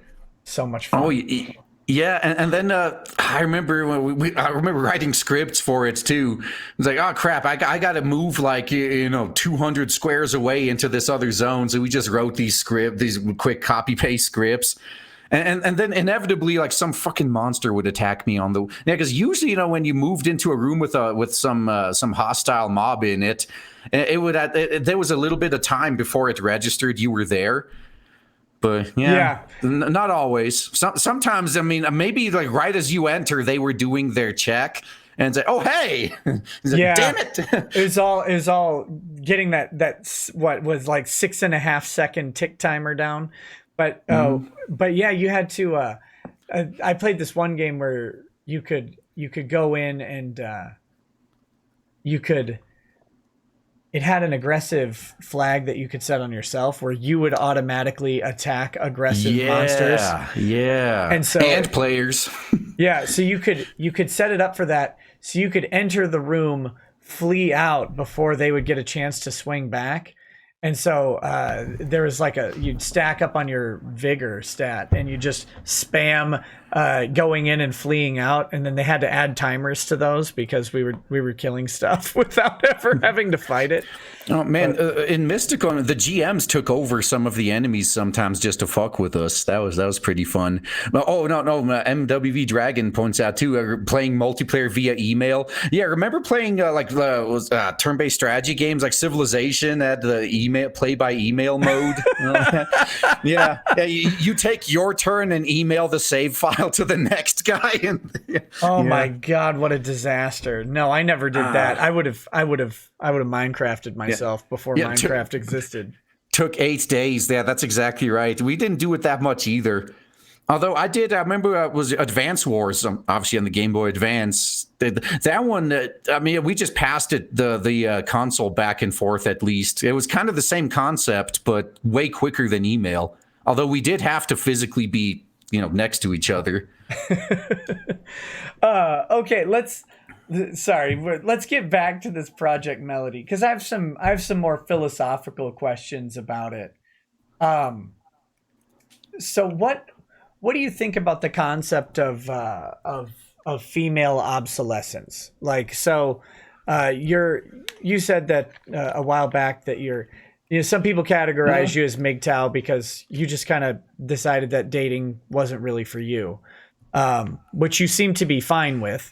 So when do you think what's I guess is Project Melody indicative of some sort of tipping point towards that? Is there a tipping point towards where guys just shut it down? I heard in Japan that dating just doesn't happen, for example. Oh, well, no, that's pretty much where I am now. I mean, I guess I'd be close. See, the thing with MGTOW is, at least the way it's seen by outsiders is, all the guys are still just angry at, and disillusioned. You took the red pill, you see the world as it really is, and you can't accept it. No, I'd be more like the Eastern version, the herbivore man, where I'm like, I could do that, or I could just play video games. And that was the thing. I mean, when I was still dating, that was my sign that it's probably not going to work out is, oh yeah, my date's coming up, but I'd really rather just play World of Warcraft. Like it was a chore. And that's where I am. But I guess my views are kind of the same as Drexel's, actually.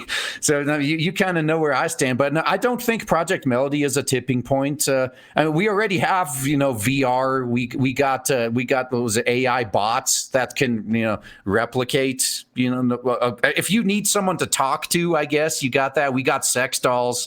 I actually think. Before sex robots, because that's the big one people are pushing is, sex bots. No, I think it's a lot more feasible that augmented reality will come first. Yeah, where you just kind of, you have your AR glasses on. You'd have your little sex toy attachments and you'll just project the rest of it for you. Okay, yeah. I think but even that, like, that's just alternatives. But nothing's gonna change until we got something like the artificial womb. Like that's the pie in the sky that they're aiming for. And funny enough, if we use the feminists, we could get that, and we just sell it to them by if a woman gets pregnant, you just transfer the fetus to the artificial womb. You don't have to deal with all the issues with pregnancy. And then boom, artificial womb, and they're gonna just like with surrogacy. Most countries in the world ban single men or even gay couples from using it. So, but the workaround is, you just go to a country that allows it and have it done there.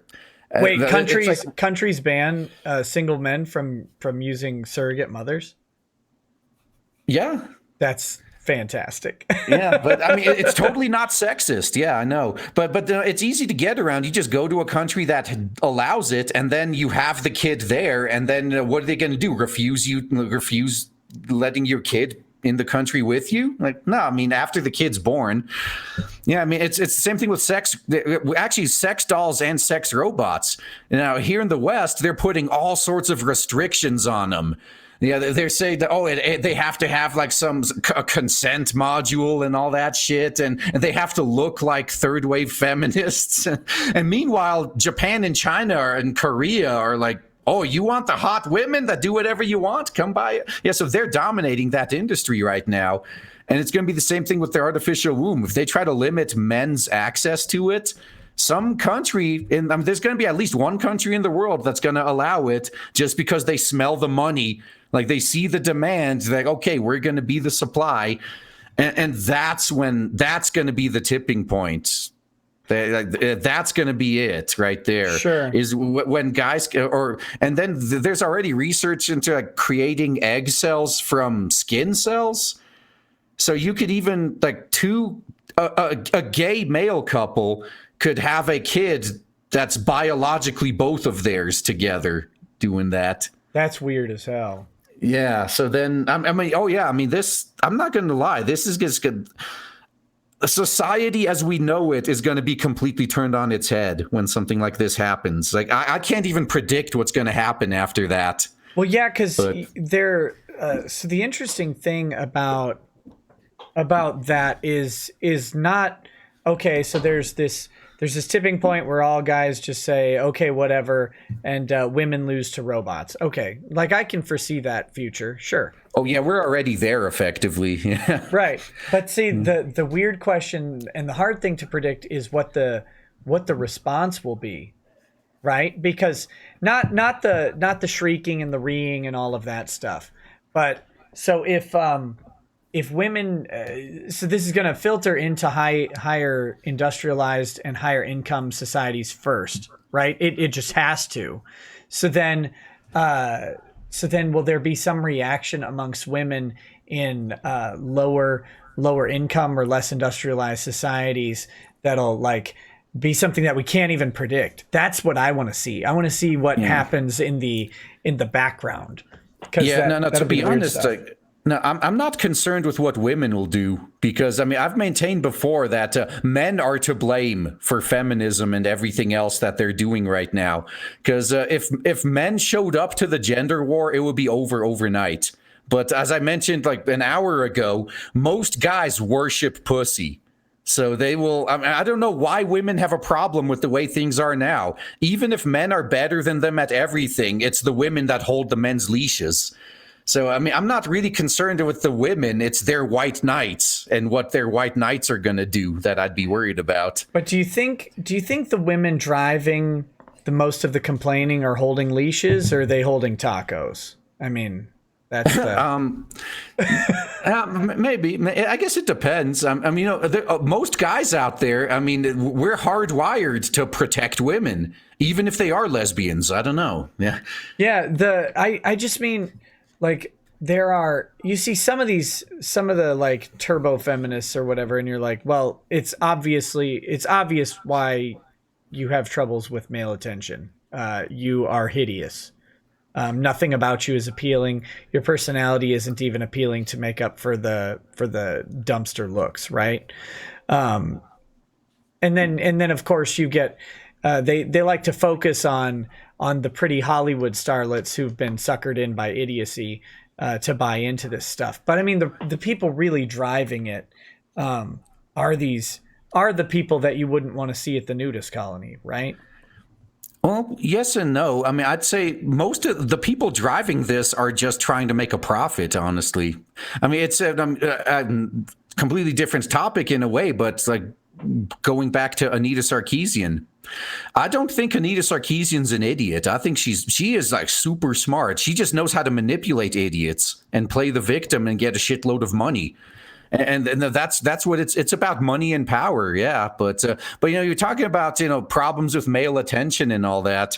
Now, my favorite is when you got these women who, I mean, throughout, let's say they were really attractive and they were like 9s or 10s their whole life. And then they hit 30 and all of a sudden, I mean, I've had women complain to me in person and say, and they actually compared it to, I'm being treated like a man, but you wanted equality. I'd failed to see the problem. And they use this line all the time. Like, oh, well, if you've been living your whole life with privilege, then of course, finally having equality will seem like oppression. And I'm just like, well, look in the mirror, please. I mean, the lack of self-awareness is just killing me here. What do they That's mean? exactly what's happening to you. What do they mean when they say they're being treated like a man? Like what's their complaint? Well, the complaint is that back when they had their looks and every guy wanted to have sex with them, they got special. I mean, they walked into a room and every man in eyesight was bowing down at her feet. But now that guys don't want to have sex with her anymore, they're just treating her like just another person. Oh, I see. So they rode the carousel, so to speak, and now they got off the carousel and they're alone. Because they're the mechanical parts have broken down. They hit the wall hard, and now they don't know what to do. They're 35. They're probably never going to have a chance to have a kid, and their value is basically gone.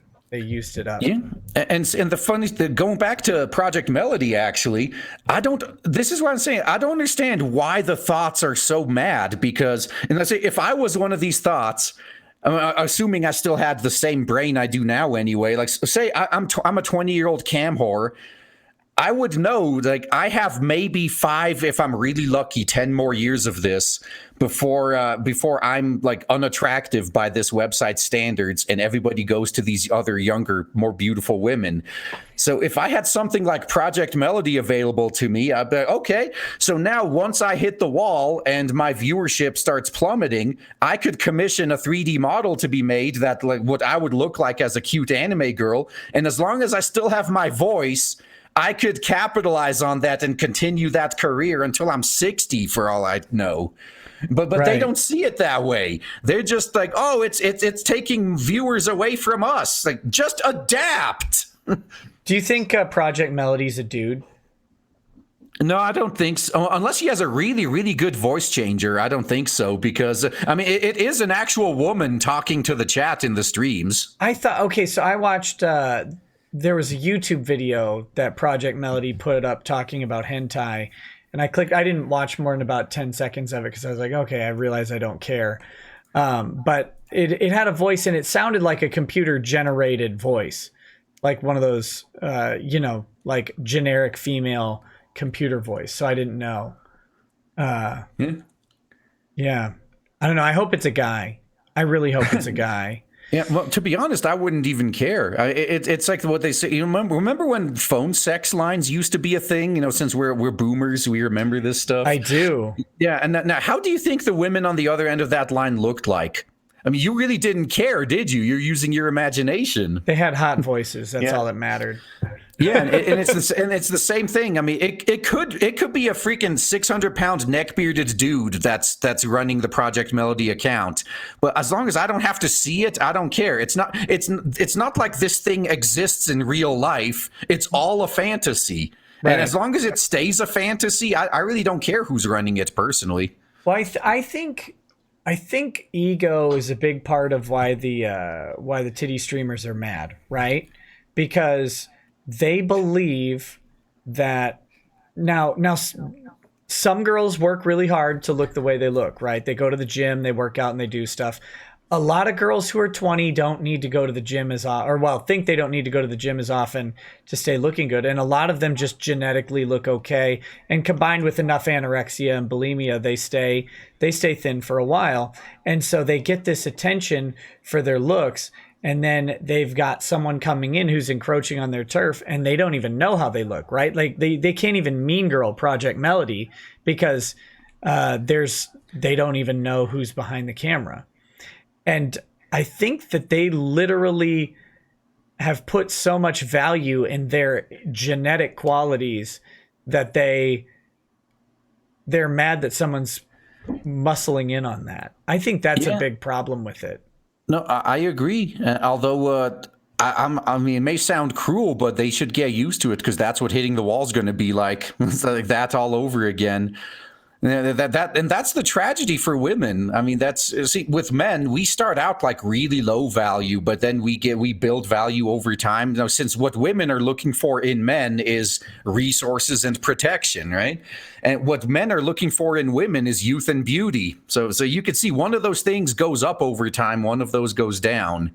Right. I'm trying to force gray hairs because that like enough gray hair to have a little bit of a distinction, not full gray, right? Just a little peppering in there. People automatically start respecting you more, and Lady Rackets likes it, so that's what I'm going for. So I just sit in front of the mirror and stress out and hope that it turns gray in front of me.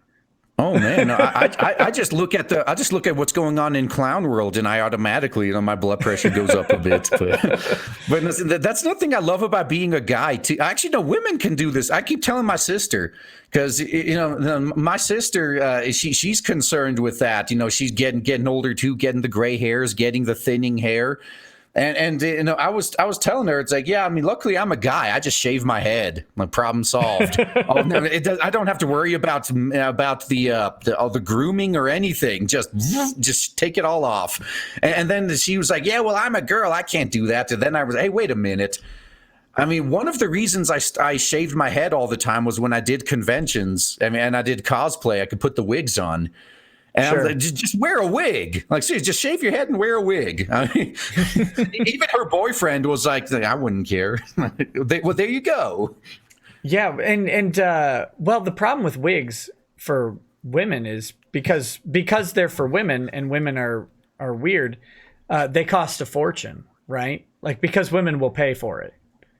It's like, oh no, this wig to look natural is $3,000. Oh yeah. That's the one I want. Well, this one's $50. It looks fine. Oh, yeah, no. I mean, but the only ones I wore were cosplay wigs anyway. So, yeah, that was. I mean, they were all pretty weird. Yeah, but that's the problem. No, that was like the weirdest. So I was at Walmart, right? On my way to the convention, I realized I didn't have any styling gel. Sure. And for obviously, I was bald at the time because I just shaved my head. Yeah. And I didn't have any styling gel, so I'm like, fuck. I stopped by the Walmart on the way, and I had the little tin of styling gel, and then that's all I was buying. So I walked up to the register, just plopped that down, and the woman at the cashier looks at me like confused, because I have no hair. Like, what the hell?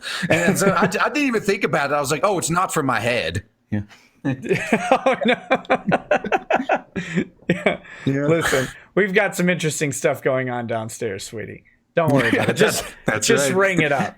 Just ring it up. Yeah. Yeah, and that one, yeah, it was worth it, I guess. I mean, most of the time when I cosplay as something, I mean, I got maybe like 5, 6 people took my picture throughout the whole day, or when I was wearing Did the they outfit. get your express consent for those pictures? Well, actually, yeah. I mean, I don't think anyone's ever just stealth taken my picture, and if they did, I wouldn't care. But yeah, I mean, people just pulling me over. It's like, hey, can I take your picture? But then that year, I went as Kenpachi from Bleach. And holy fuck, I missed all the panels I wanted to go to because I could never make it there. Like it took me like 3 hours just to get through the main hall because I just kept getting stopped. Like apparently I mean, typecasting works, I guess.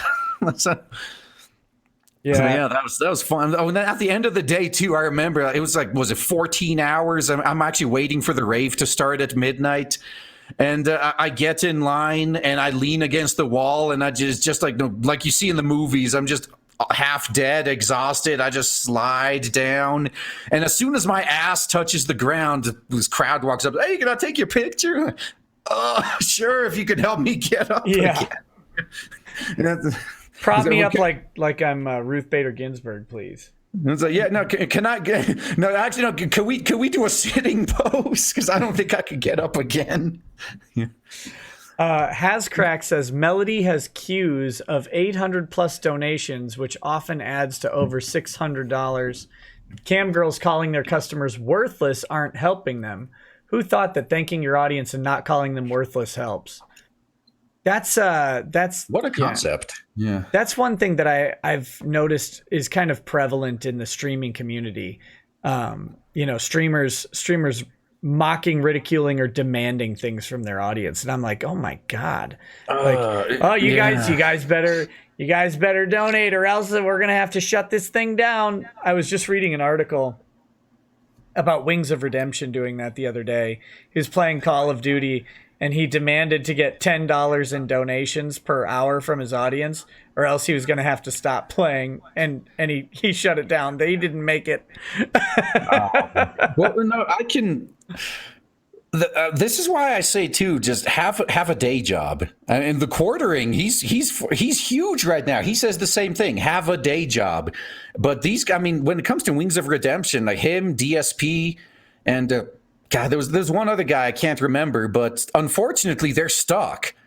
They've been doing this their entire quote unquote professional career. Are you just going to get a regular job now? Like how? I mean, unless you want to be a cashier or work at the deli or something. I mean, not ripping on you if you are, but the money they were making streaming was like way above that. And if they were living like DSP, I mean, you went over with Null. You were talking about that, like his bankruptcy filings. Like, the lifestyle he led that he got himself into when he was in his prime. But yeah, so they can't afford to. Yeah, I don't know. What's he spend his money on? Oh, DSP? Or, yeah. Well, because he allegedly doesn't own anything. Yeah, I don't know either. I mean, although I remember he does constantly whine about how not being able to afford the new games, or if he buys a game and he's playing it but it doesn't get the views he wants. Oh, that's funny. But no, I mean, like Wings of Redemption, if he. It's still, I'm not defending what he did, but I'm just saying he could have done that just out of sheer desperation. Like bills are coming due, he doesn't have the money to pay for it, and it's tax season coming up. All of them are probably going to be e-begging to pay their tax bill too, because I mean, you get money from Google, you know how it is. It's 1099 contractor form. Yep. Yeah. So, and you pay all those taxes at once at the end of the year or the beginning of the next year. So if you haven't been putting away your 15 to 30%, whatever bracket you fall in, you're in for quite the shock come April. Yep. Yeah. And, or you could play it, you could do your quarterly estimated payments is a good thing to do too. But that requires having planning or discipline or whatever. But the thing that I don't get with DSP is like, he's just a dumpy guy in this house and he doesn't appear to have or do anything. That's what I don't like. And he still makes 10 grand a month. Yeah, he streams like 25 hours a day. Yeah, that is his life. That's all he does. He streams and he stream. Well, and then I guess he takes a break sometimes to cut his streams up into like 10-minute segments to upload to YouTube. Yeah, But to leech out a little bit, a few more dollars. yeah, well, I don't think he gets money off of YouTube though. Oh, really? Yeah, if I remember, no, if I remember, he got permanently banned from AdSense. So I don't think he's allowed to make money on YouTube unless he set up I guess he could have set up a company and the company's doing it. But yeah, what did he do to get banned from AdSense? He seems like such a milquetoast guy. No, he was telling his audience to click on the ads.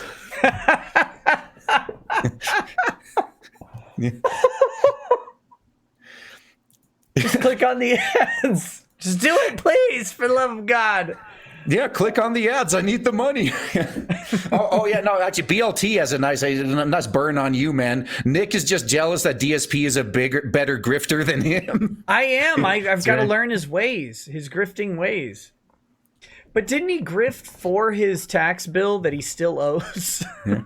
I think so. No, Linkara is going to be doing his annual beg for tax bill stream soon as well. That should be a good one. Yeah, actually, Linkara was the other one I was thinking of. So that guy, he made his internet career by reviewing comic books. Yeah, and he was good at it. Like, I'm not going to take that away from him. He was entertaining. He did good videos. He was able to do good reviews.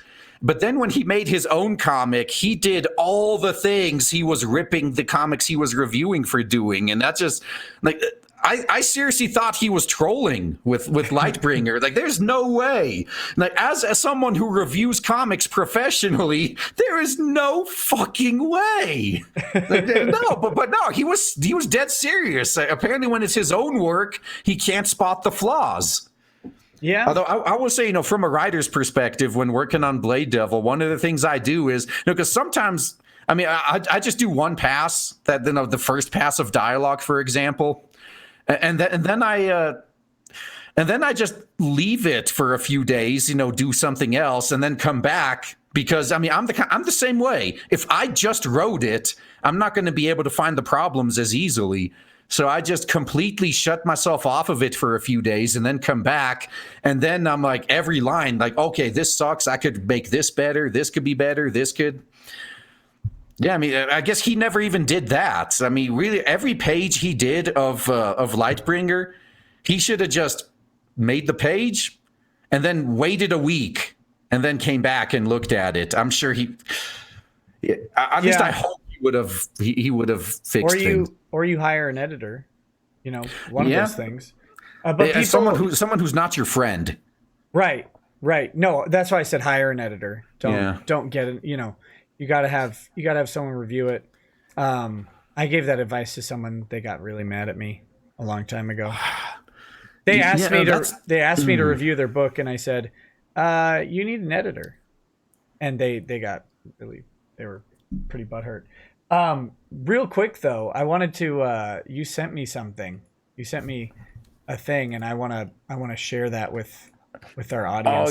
Oh yeah. We're talking about Project Melody, so I'm going to be putting a video out later. Here we go. Yeah. This is Project Melody, and looks like some hoes mad. If I had to guess there. Oh my God! Yeah, I play Minecraft. What can I say? So yeah. No, it's fantastic. Yeah. I like it. Yeah, I know. Twitter has been banning people for saying that. So you have to say it in images instead. Twitter is banning people for saying "hoes mad." Oh well, not banning. Putting them in 12-hour jail. I guess. Yeah, I misspoke there. Yeah. Yeah. Twitter is a dumpster. God, I hate it. Oh, that's me. Yeah, no, it is, but unfortunately, the only reason I'm on it, actually, I had my YouTube channel deleted back in like 2013. Oh, lovely. And it was only for like 3 days, and then I appealed, and then they just got back, said, "Oh yeah, our bad," and they never told me what allegedly they took me down for. It's just one day I get the email like, "Oh yeah, your account's been terminated." Like, what? Well, I wasn't even doing anything. It's like that thing you do to prisoners of war, right? Where like you walk into the cell and you and put the gun to their head and then pull the trigger and it just clicks and then you walk out. You don't tell them.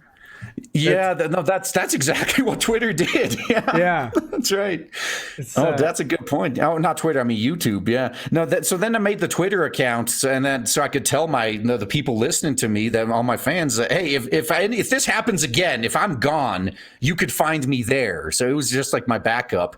But now I use it as marketing, really. So. Yeah, me too. But it's fun to argue, but you can't argue anymore. Because people weaponize the platform's stupid policies against you, and of course they don't enforce it equally. I mean, Renfamous can misgender Yellow Flash all day long, and her suspensions keep getting lifted. But if Flash did it, I can guarantee you he'd never be back. Oh yeah. Well, I would never advocate this. I just wish everybody would send Renfamous that Ramona Flowers song. That'd be so funny. Have you heard that by Negative XP? Oh. No, I saw the Scott Pilgrim one. Yeah, that's the one. Yeah. I saw was it Dick actually posted the clip of that earlier today. That's why I saw that. Yeah. I haven't watched the video. I just listened. They played it on the show, and I was dying. It's like, the video makes it twice as funny. At least there's so many of the jokes are in the video. Yeah. I gotta watch the video because it was perfect. I was listening to it and I was like, this is great. This is exactly what the world needs. Which is exactly why they're not going to listen. Yeah. Right. Dirk Lemon says, Bubba tries it DSP. I don't know. That's got to be. Is that some sort of joke? No, that's because DSP also he has a vlog channel where he does like food reviews too, and he called like DSP tries it a Big Mac and shit like that. Yeah. So now when he goes to prison for this tax bill and the bankruptcy, then Bubba's going to be trying him. Oh no. That's unfortunate. How the hell is he going to stream 25 hours a day from his jail cell though? Wouldn't it be funny if he got house arrest for that though? Like, well, look, he needs what house? How is that be any different than his life right now though? I know that's why you got to argue for it. That's why you got to do that for your client as a good attorney. Like, look, Your Honor, we think an appropriate punishment would be house arrest. Plus, it would allow him the opportunity to remain productive and have a chance of paying the restitution. If he's sent to jail, he won't be able to pay back any debts that he owes. And this is a much better plan. Blah blah blah blah. Just do that. Actually, to be fair, if I was one of the creditors, I would actually accept that. I mean, as long as we automatically garnish the money he gets, so at least I'd get something back as opposed to nothing. Exactly. I mean, if somebody owes me money, I don't want them in jail. I want them to pay me what they owe. Right. Yeah. I love Adblock says Linkara made Lightbringer first. When he was mocked by SA, he gave up. Seeing his porn history was great. Homosexual dead Muppet gangbangs. Plus all the girls he was into. Great stuff. Yeah. Wasn't the green M&M in there too? I think so, if I remember. I didn't actually see it, but I've heard a couple people talk about it before. But yeah, there's some green M&M porn. Man, and see, this is why I keep saying, just use a different screen name everywhere you go. And a different email. Make sure none of that shit can be traced back to you. Although that was before. Like right now, I'm sure anyone wants to see my hentai folder. Fine, I'll show it. Not on YouTube, but not now. No. Yeah. No, RG, disconnect. No, I'm just kidding. No, I already showed that when you were putting that shirt on, so it's all good. Yeah, phew. As long as I wasn't on screen, then Patreon won't ban me. I was. Yeah, he was the green M&M as well. Yeah, but okay, yeah. See, I didn't know he did Linkara before he did the comic reviews. I guess that would make a little bit more sense. Well, but then you think he'd go back and review his own comic. Well, I don't think... Well, okay, now I was going to say I don't think he cared to back then, but he keeps paying to leave it up. He's clearly proud of it in some sense. Yeah. Can you play the video you mentioned? No, I don't. I don't play. I try not to play other people's stuff because too many people want to go after me for copyright, and it's such an easy way to shut down a channel for like a week. So Oh yeah, and I no, avoid and it. even then, God no, I don't. Like with the community guideline strikes too, like that's what they're going to get you on. And then once you're one away from getting your channel terminated, you pretty much have to stop making content for like 3 months. Yep, it's Yeah, crazy. because they will go if people know you're one away, they will go back like 5 years to find something to report you for. Hmm. So it's a messed up system. But so let's talk about you've got a comic coming out. What's the status of it? When are you launching? What's going on with it? Well, no, I'm going to be launching that actually March 1st. I'm probably going to be doing this long ass, like I'm going to start at around noon my time, just do like a 12-hour long stream at least, and then like full shill mode after that. Nice. But it's in the status. I mean, it's about the book itself. At least when it comes to line art, it's it's half done. It's a little over half done at this point. Yeah, still, the coronavirus is slowing the colors down a little bit, but that's we'll be fine. It's Yeah, I'm not even joking. I'm kind of like no. indirectly affected by that. Like I know, and see, I know. Thankfully, everybody we're working with is fine, and their families too. But they're all under house arrest effectively. Like they can't go outside. So dude, like this is just insane what they're doing too. They pretty much everyone who's in the quarantine zones, like they're not allowed to leave their house or apartment, and like the cops go door to door to like give you food. And then when they close the door, they tape the outside so they can tell if you've left. Oh, that's so great. Yeah, so these guys like they can't go into the office to do their jobs right now. They're all under house arrest right now. Yeah. So That's actually affecting the role playing game community. The like pen and paper RPGs. because all the printers are shut down? Yeah, all the printers in Yeah. China are shut down, so it's messing with distribution for them. It's kind of a mess. Oh, I should maybe talk about there was some news in the Vic case today. We were kind of talking about the Vic case a little bit. I don't know if people want to hear about what happened. The Monica and Ron's brilliant legal team, they missed their deadline to file their counterclaim brief. Was that for the attorney's fees objections that they raised? Yeah, so Yeah. their cross or their I shouldn't say counterclaim, their cross appeal for the attorney's fees modification. They missed their deadline. And what's funny about it is, so when Vic's team asked for an extension, they petitioned the court for the extension on the Monday when their brief was due, but they had reached out to the other attorneys days before, right, saying, "Hey, can we go ahead and get an extension on this?" And they're pretty sure that it wasn't gonna, be a problem, and they got consent from all the parties pretty quickly, and so they filed their petition for an extension. No big deal, happens all the time. Doucette came out and criticized it, saying they ran to them begging for an extension. Well, funny story about what happened today.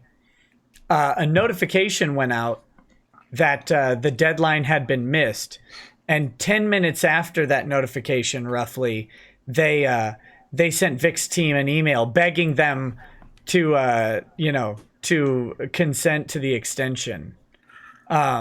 So they literally did what Doucette said that Vic's team did, even though Vic's team asked for an extension ahead of time. These guys literally had to come and beg 10 minutes late for it because they're fucking amateur hour happening over there.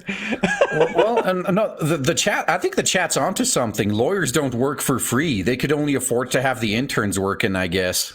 I think the chat is on to something too. Lawyers, if you're not dismissed from the case, you do have to do the work, but at the same time, you're not paying attention very much if you're not getting paid. And I don't think they've gotten paid in a long time. And even if they win, they know they're not getting paid for a very long time, if ever. They may never get paid for any of the work that they're doing right now.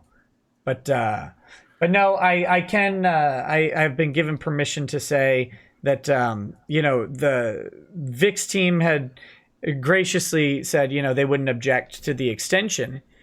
So it's, and I know some people want them to be like real pain in the asses about it and say no mercy or whatever. But remember that they didn't object to the first extension, and it would look really, really tacky if they tried to suddenly object to it. Now, here's the question, of course. The court still has to have an explanation from them as to why they missed it. So while they... that's in the order. So if VIX team not objecting to them requesting their extension, so long as they're truthful about whatever caused the issue. And I think the trick is they're gonna have to say we're fucking idiots and we screwed up is gonna be the real issue. Thankfully, their side has never lied before, so I think they'll be fine. I just love it. I'm waiting. I haven't seen any hot takes from Law Twitter on them missing the deadline, but it's hilariously Schadenfreude, right? Like just great that they missed it. I couldn't have predicted it. I figured because it's just a silly thing. Like, why would you miss this deadline? It's your own appeal brief. And I'm sure what they're going to say is, well, we thought when we were my guess is they're going to try and blame their failure today on the discussion they had for their extension with VIX team. Well, we thought we were extending our own thing, blah, blah, blah, blah, blah. That's the bullshit they're going to pull off. So is my guess. Well, I think that's still in line with what you said earlier, where their excuse is just we're morons and we fucked up. We're not going to say it that way, but that's what it boils down to. Oh yeah, and they should be mocked and laughed at for it. But it's ultimately not going to mess with the case, most likely. But the appeals court, again, they just so people out there are informed, the appeals court is requiring them to file by February 21st their brief. And they have to file an explanation as to why they missed it, as to why they missed the deadline. And if that explanation is not satisfactory to the appeals court, they don't have to hear it. They could drop it. So who knows what they're going to say. What they can't say is we were busy responding to the other one because there was an extension there and it hasn't been filed. So they have a responsibility to file it and to prove out why. So I'm guessing they're gonna list a bunch of stuff that they were working on or whatever.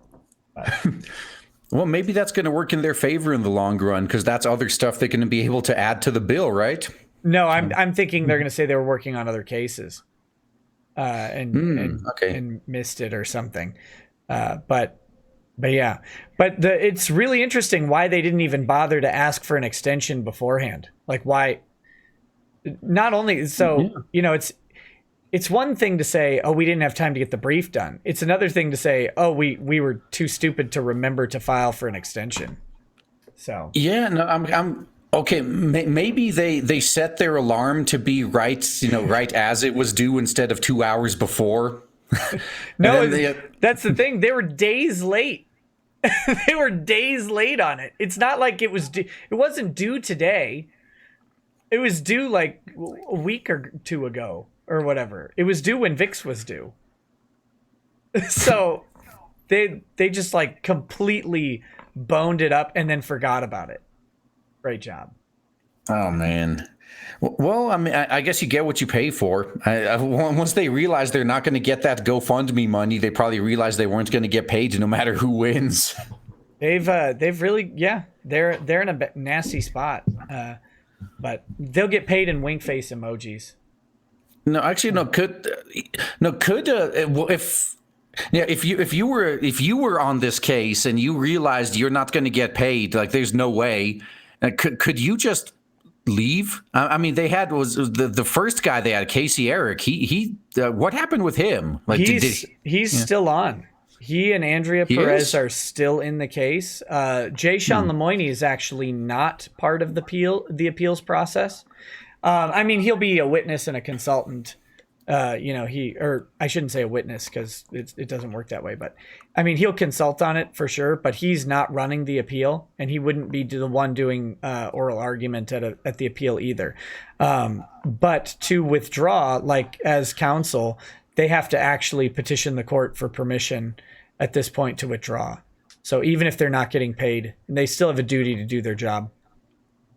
So the funny thing would be is if their reasoning, if the appeals court says, no, it's not sufficient, and then dismisses their case, then they'd have a malpractice claim against them. But I don't think that's going to happen. I don't think the appeals court is going to mind. They're gonna cite all these cases that they have docketed and say they lost awareness and blah blah blah blah.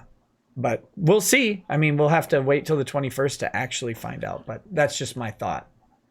If nothing else, it's an entertaining shit show. I mean, the only tragedy is that Vic's career and his future is on the line with it. But if it wasn't for that, I'd just be popping the popcorn. Yeah, it's a shame that I ruined everything for him. Yeah, no, you lost the case for him, man. What the hell? Yeah. You should have spent all of his GoFundMe money better. I spent it better than it could ever be spent. You should see all the hentai in my folder.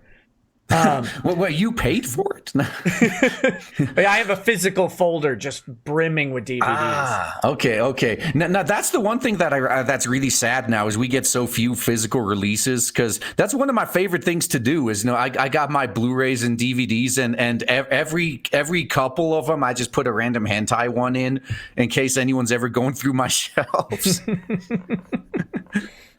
It's like, wait, what's this? Armored Warrior Iris? I'm gonna have to watch this. Like, you do that. You watch. Oh no, I don't know what that is, and it sounds good. Sounds good.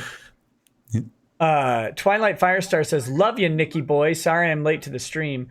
RGE. Sorry if you explained this, but what inspired you to make your book and character? And do you fear / are you concerned for any backlash for being considered toxic? Thanks." Dude, my entire YouTube career, I've been considered toxic. I mean, I think I care, but no. So no, I don't care about that at this point. But I'm going to pull the tug move. I'm not going to stir up any drama. I'm not going to try to cause anything. But if it comes my way, I'm going to milk it for all the shekels it's worth. Like that's my plan right there. Is that, I'm not gonna bother anybody, but if anybody comes to me first, then I'm gonna do like what Flash did with his monetizing Renfamous streams. I just hook him to the plow and let it go. But as to what inspired the book, I guess it's little pieces of stories I've been, because I really love playing those dungeon crawler games like Etrian Odyssey. And they don't have a story in those games. So you create the entire party, and then there is a story, I guess. Like there is some overarching story going on, but your characters are like blank slates. I mean, you just create all the characters and then you go kill shit. That's the best type of game. Oh my god. Yeah. So as I was playing those games, I made up stories for all the characters. And then, okay, so this is this guy's backstory. This is how he'd respond in this situation, and I think, and then I also had a whole bunch of characters from when this is my plight in D&D. Like, you want to go super nerdy? Like, yeah, let's go. Let's talk D&D. So, I was the only one in the group I was playing with that ever cracked open a rule book and when it wasn't time to level up. Like the rest of the party, they just, it's time to level up. Then they were thinking what they're going to do with their characters. Meanwhile, I was there with like my 20 level plan ready to go. So I had so many characters I could never play because they'd just be way too overpowered compared to the rest of the party. And it would just suck the fun out. And then when I was DMing, I couldn't use them either because then if you're running the game, if you're the DM, you don't want your NPCs doing everything and the players are just watching. Right. Like that's the worst possible way to run a game right there. Because otherwise, why even have them there? You may as well just run the story for yourself. Right. And so I had all these characters and backstories and the world built and all that. And I thought, yeah, let's take this opportunity to do this here. I just got to flesh a few of them out. I found a starting point. So this one, I mean, it focuses on Ashiara, and this is a post-apocalyptic world, although she got to see the progress, as we'll see later. And, she's pursuing one of the most powerful beings still left in an attempt to save her sister from a fate worse than death. And this is actually more towards the end of her adventure, but it's also simultaneously the origin story of the next hero. And I just figured that'd be a nice place to start it. So... yeah, I actually like that. Kind of like Berserk did. It starts you in the middle of the action and then it fleshes things out. Right. Yeah, I mean, I'd like that a lot better than just starting at square one and info dumping everything. I mean, I just think it's a lot cooler to just put you in the world and then you just learn about it as you go. Oh man, so I was reading a book. I don't want to spoil the book, but I was reading a book and it had a similar thing to Gurren Lagann, where they get you in love with this character that then they kill him. Yeah. And it's like, okay, this is the hero of the story. I have confidence in this hero to be able to overcome the challenges and to compensate for the weaker side cast and all that stuff. Oh shit, he's dead. Okay. Now it's left to all of the other characters to try and pick up the pieces and carry on. And the book I was reading, it did it just flipping masterfully. Like they set up this hero and about halfway through the book, they just kill him. And you're like, oh shit, how are they supposed to win without this guy? He's a crucial character. Man, I think they was the movie The Blob. I think they did something similar there, where the guy that they were setting up that he was filling the cliche hero role. He was like the first one to die. Yeah. Or Deep Blue Sea when Samuel L. Jackson gets eaten by the shark. Have you seen that? Yeah. That was the funniest. He's got the plays like he's giving his Samuel L. speech. Like he's kicking everybody's ass into shape. He's rallying them up. We're going to go. Enough is enough. And then just gets eaten. Oh my God. That was beautiful. Oh, Nick Six has a point. It's because he's black. Yeah. The black guy always dies first. I mean, that's the trope. Oh God. Man, well, as long as it ends well. Yeah, that was...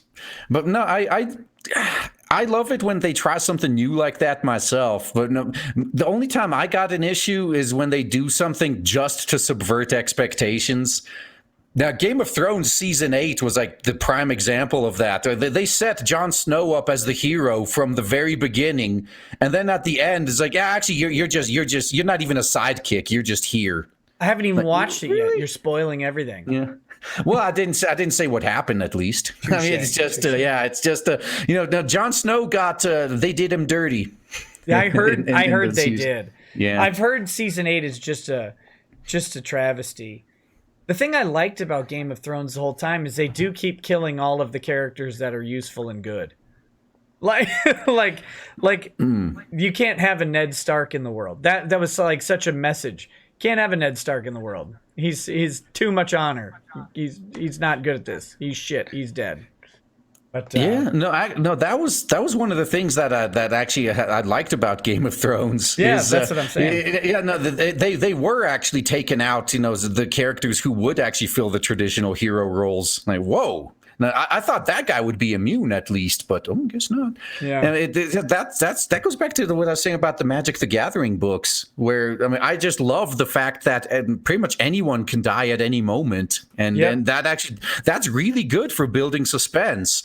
The last time this happened, the character actually did die. So is this one gonna make it? And you're invested. Yeah. Twilight Firestar says Nikki and RGE. How will you feel when Ron finds out about Monograph and Agent 19, then proceeds to legally beat you, Jim, and RGE down the courthouse steps with his remote of justice and bathrobe of truth? Are you familiar with Monograph? Yeah.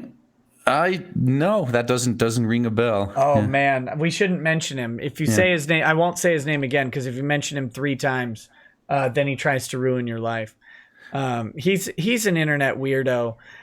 So much so that Jim posted something about him on Twitter, and I retweeted it and just laughed, and I got a phone call from the guy like an hour later, like demanding that I do stuff, and he recorded the call or whatever. Oh my God, it was so weird. Actually, no, I think no. Was he the guy that was pretty much threatening to? Was he the boomer that was threatening to dox everybody? Yeah. Was that? Oh, yeah. I was just blanking on the name, but I remember that. Okay. The guy who like broadcasts from like a TJ Maxx dressing room or whatever. So weird. What a weird guy. Oh my God. Sweetie Sausage Squad, rise up. Yeah. Yes, sweaty sausages. Yeah. Oh man. Well, hey man, I got a bunch of chats to go through. It's 1:30, so I was gonna say, if you want to hang around while we do the chats, you're welcome to. If you need to get going, you're also welcome. Either way, but I'm gonna burn through these and probably wrap up the show, because otherwise it will go on forever, and I can't, because I got a trip to plan tomorrow. No, sounds good. I think I saw a few of them coming in that referenced me, so I'll stick around. It's fine. I was planning on staying up most of the night tonight anyway. So, what are you going to do after this? Probably just edit a video, and then after that, I was getting ready for Friday, and see. What's Friday? Shit. No, I'm going to be doing my anime stream on Friday. So I have to go through all the shows to make sure I have enough screenshots to show. And if not, I have to go hunt through all the episodes to find good ones. God, that sounds like a nightmare. Yeah, no, I would have done this earlier, actually. But, I mean, again, for the past 3 weeks, like, work has been killing me, man. Yeah. Yeah, so, I mean, I just... I would say, I'll do this after work. Say, no, you're working overtime tonight. Oh, come on. Thank you. Yeah. Thank you. Yeah. I have nothing better to do. Oh, excuse me. All right, let me start. Hentai nut. Okay, I guess the chat outed me. Well, I mean, that's assumed. Assumed. That's always in every man's nightly plan.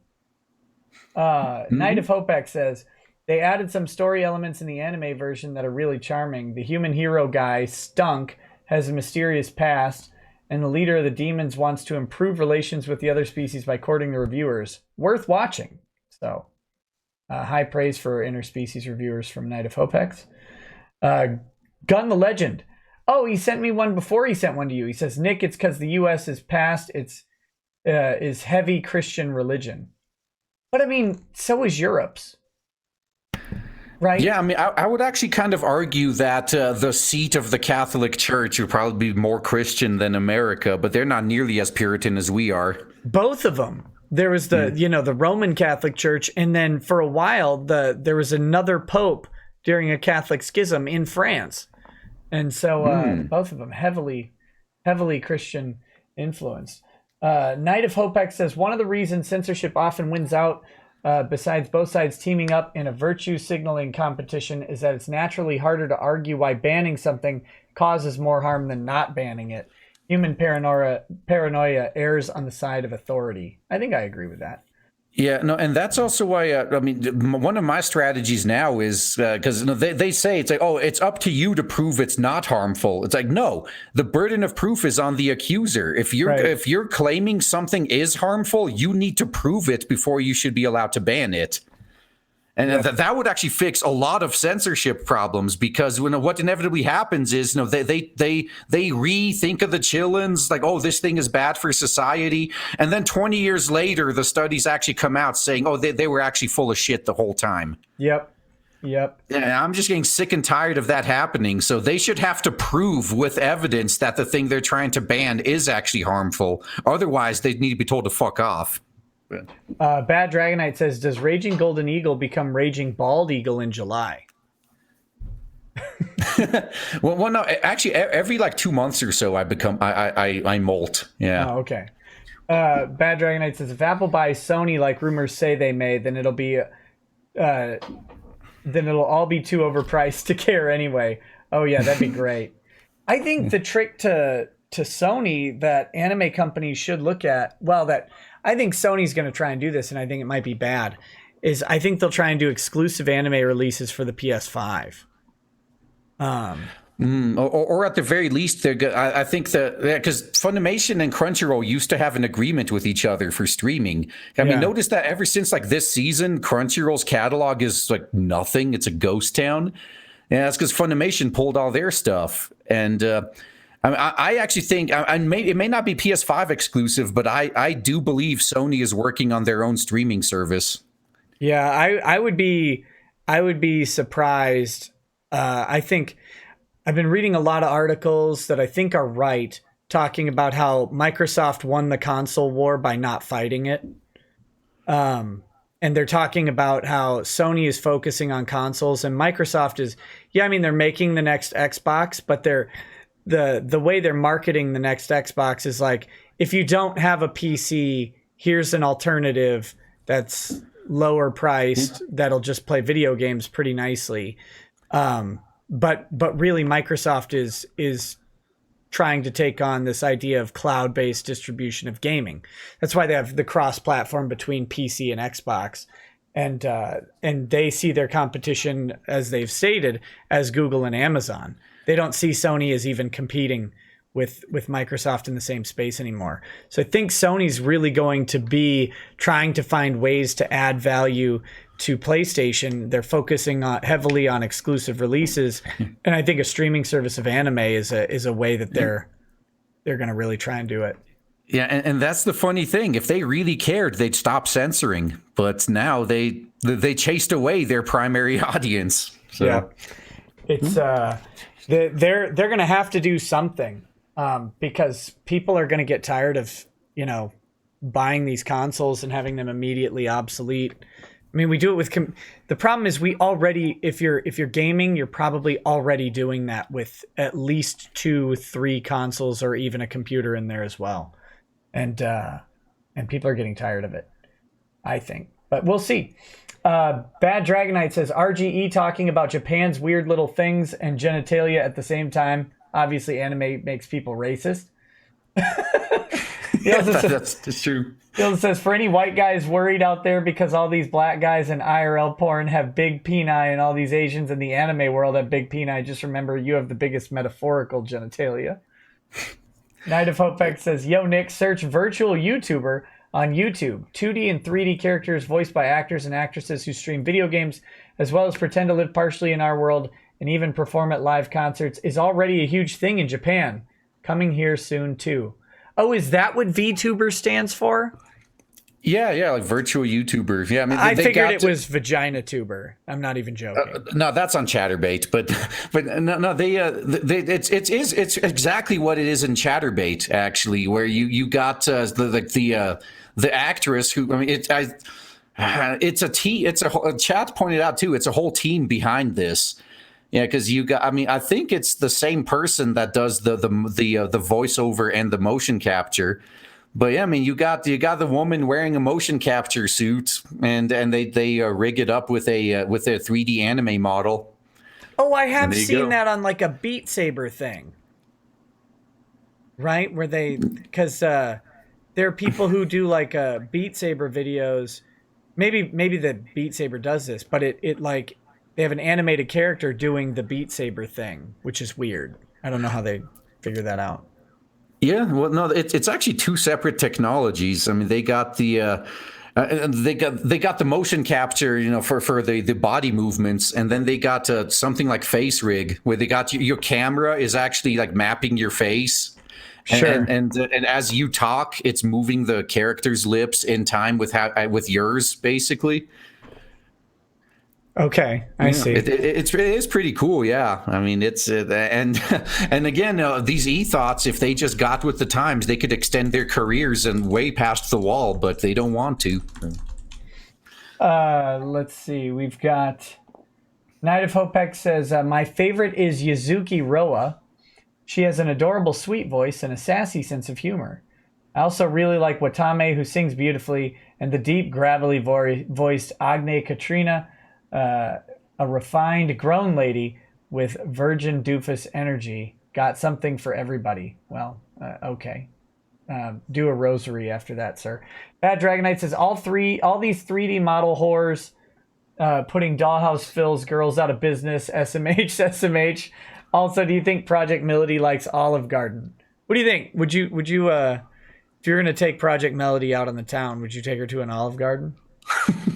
Oh, God. No, I think that's going back. No, people were complaining, right, that during Valentine's Day at Olive Garden, you get the people who'd usually be in Denny's. They're stepping it up. But no, for me, I don't know. Maybe what would be very high class, like Taco Bell, maybe. Like, well, that's high class, right? Yeah. I'd take her to Denny's because, like you said, it's a whole team. That's a lot of people to feed, and you got to buy them a couple grand slams. Doesn't cost too much. Oh no! Oh, dude, no, yeah.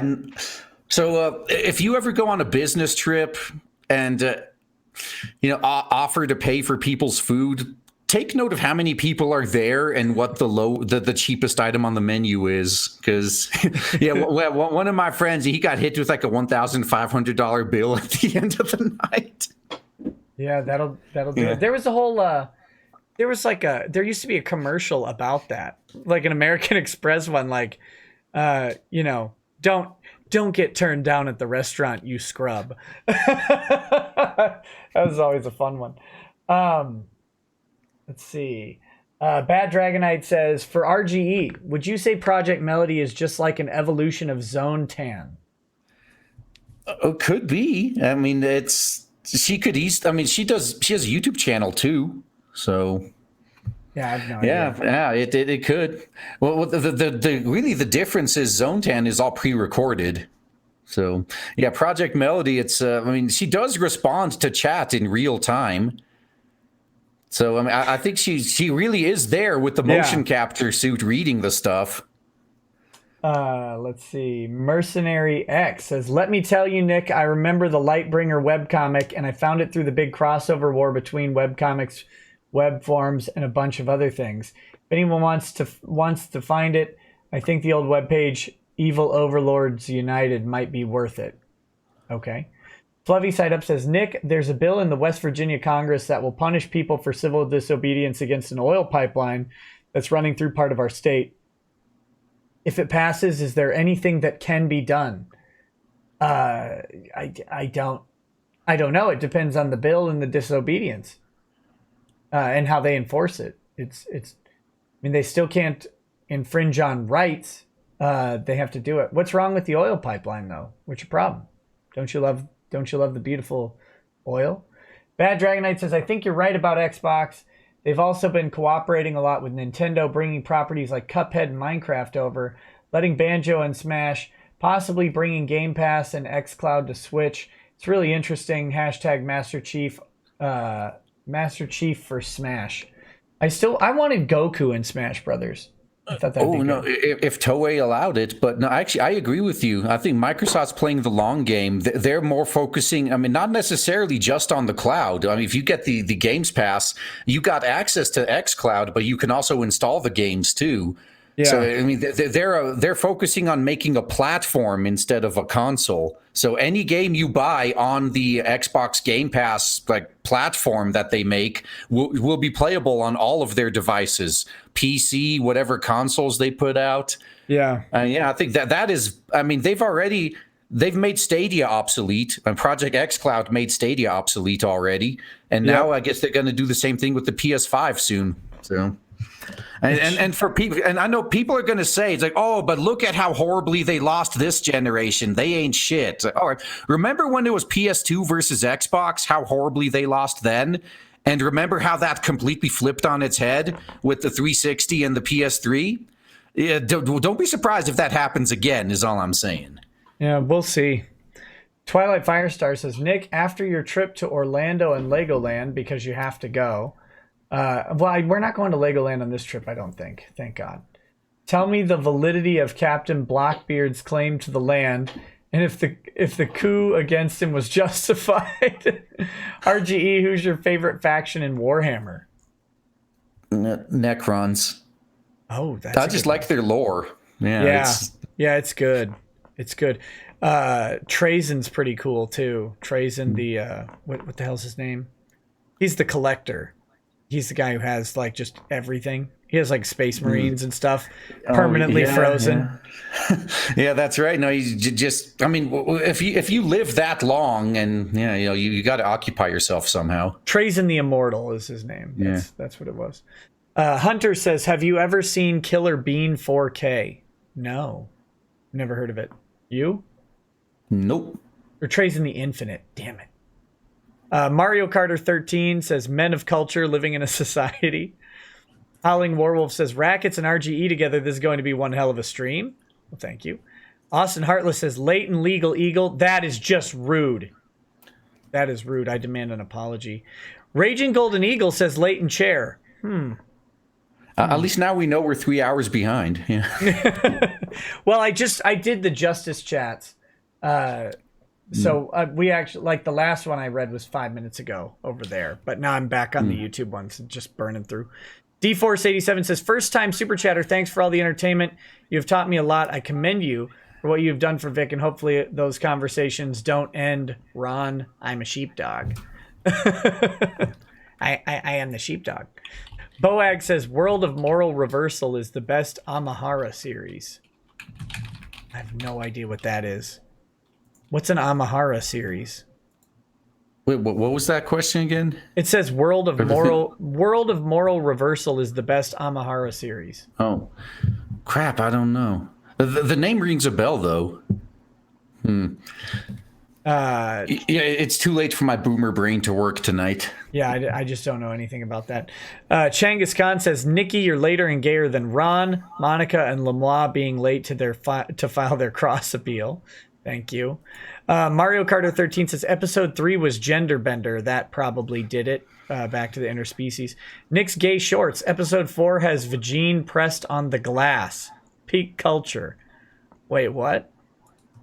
Oh no, that was true. So there, yeah, part of that episode. I mean, it was seen from behind, so it's not like they showed it. But yeah, one of the characters was, pressing her vagina to the glass. Show Bob and Vagine, man. Yeah, well, they didn't actually show it, unfortunately. Oh, well, then who cares? Yeah. No, it was all from behind. I mean, yeah, because it was the main characters were on the other side of the glass, and you got to see how their reaction to it. But I was like, man, I wanted to be in their place. God damn.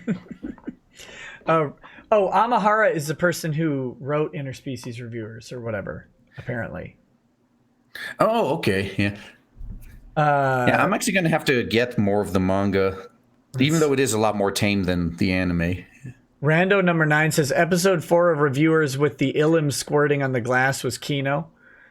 Nick's Gay Short says, ATX broadcast uncensored, full vagine on episode 4. So it's uncensored there, I guess. Let's see. Matthew Neidig says, we're not peddling sexually charged media, see? Funimation probably. Couldn't be that they're trying to walk back from this image because of the suit. That's possible. Yeah, who knows? Mario Kart 13 says, 6'9" bat booty to die for. Corona-chan review. Rebel Arvida says, Ishizuku Reviewers has over 78,000 reviews at 10 out of 10 on My Anime List. My Anime List isn't playing fair. Is there some controversy going on with My Anime List? Yeah. Well, after like Noble and Nuxtaku and them sent a bunch of people over to upvote it, I mean, it was the #1 ranked anime on the site for a while, and they got really butthurt about it. So. All of these little systems that have existed are very fragile in the face of active social media. I learned that when if you got no verification process, this is what happens. I mean, it's the same thing we did on Yellow Flash's stream when we went to that movie website that rates movies based on their wokeness and just ruined all their ratings. Yeah, because it It's nobody. There's nobody actually doing this stuff. That was so funny when I found out that like a best-selling book is 20,000 copies. That's nothing. Billboard charting albums is like 10,000 purchases in a week. That charts. Well, it's crazy. Although that's still a lot harder than getting #1 bestseller on Amazon, though. That's pretty easy. Yeah. Boag says, lie. Reviewers manga has graphic sex too. Okay, I'm just going off of what I heard. So I just heard it wasn't as graphic or whatever. Revel Arvita says, Monica and Jamie in panty and stocking with garter belts is an interesting watch, especially with all the sexual content. Okay, if you want. I don't want to watch that. Some nobody says, if Monica's whinnying into the mic, is that technically horse porn? Oh, if Monica whinnies into the mic, is that technically horse porn? I think so. I think so. Well, if not, we can use that generic obscenity clause, right? Yeah, please ban her. Brian Hodgson says, why hoes stay mad? I don't know. Jake Mallet says, here's my worthless Canadian shekels. Ooh, thank you, Jake. Renegade Shuriken says, you have a great guest, Nick. Archie E's vid saved me from suicide after my divorce. Now my life's going better than ever, and I'm happily engaged. Oh, there you go. Congrats, buddy. Ken F says, do you have any plans to look into the Leighton Gay case? Seems right up your alley. Thank you. Yeah, got it. Omega Hybrid says, hey, Nick, bought a mug. Oh, cool. Enjoy. From Eggman says, they have Goblin Slayer. It has rape in the first episode. Howling Warwolf says, in Black Lagoon, Revy did get R-worded in prison. Alec G says, Valkyrie Drive is full of women making out and fondling their breasts. Testament of Sister New Devil has plenty of sexually charged scenes. Barrett Onderock says, the worst part of Black Lagoon was the Chinese assassin. I don't know anything about that. Some nobody says, because bashing fictions and SJW contest for left and right. Boag says, Hollywood's live anime is cancer, just like dubs.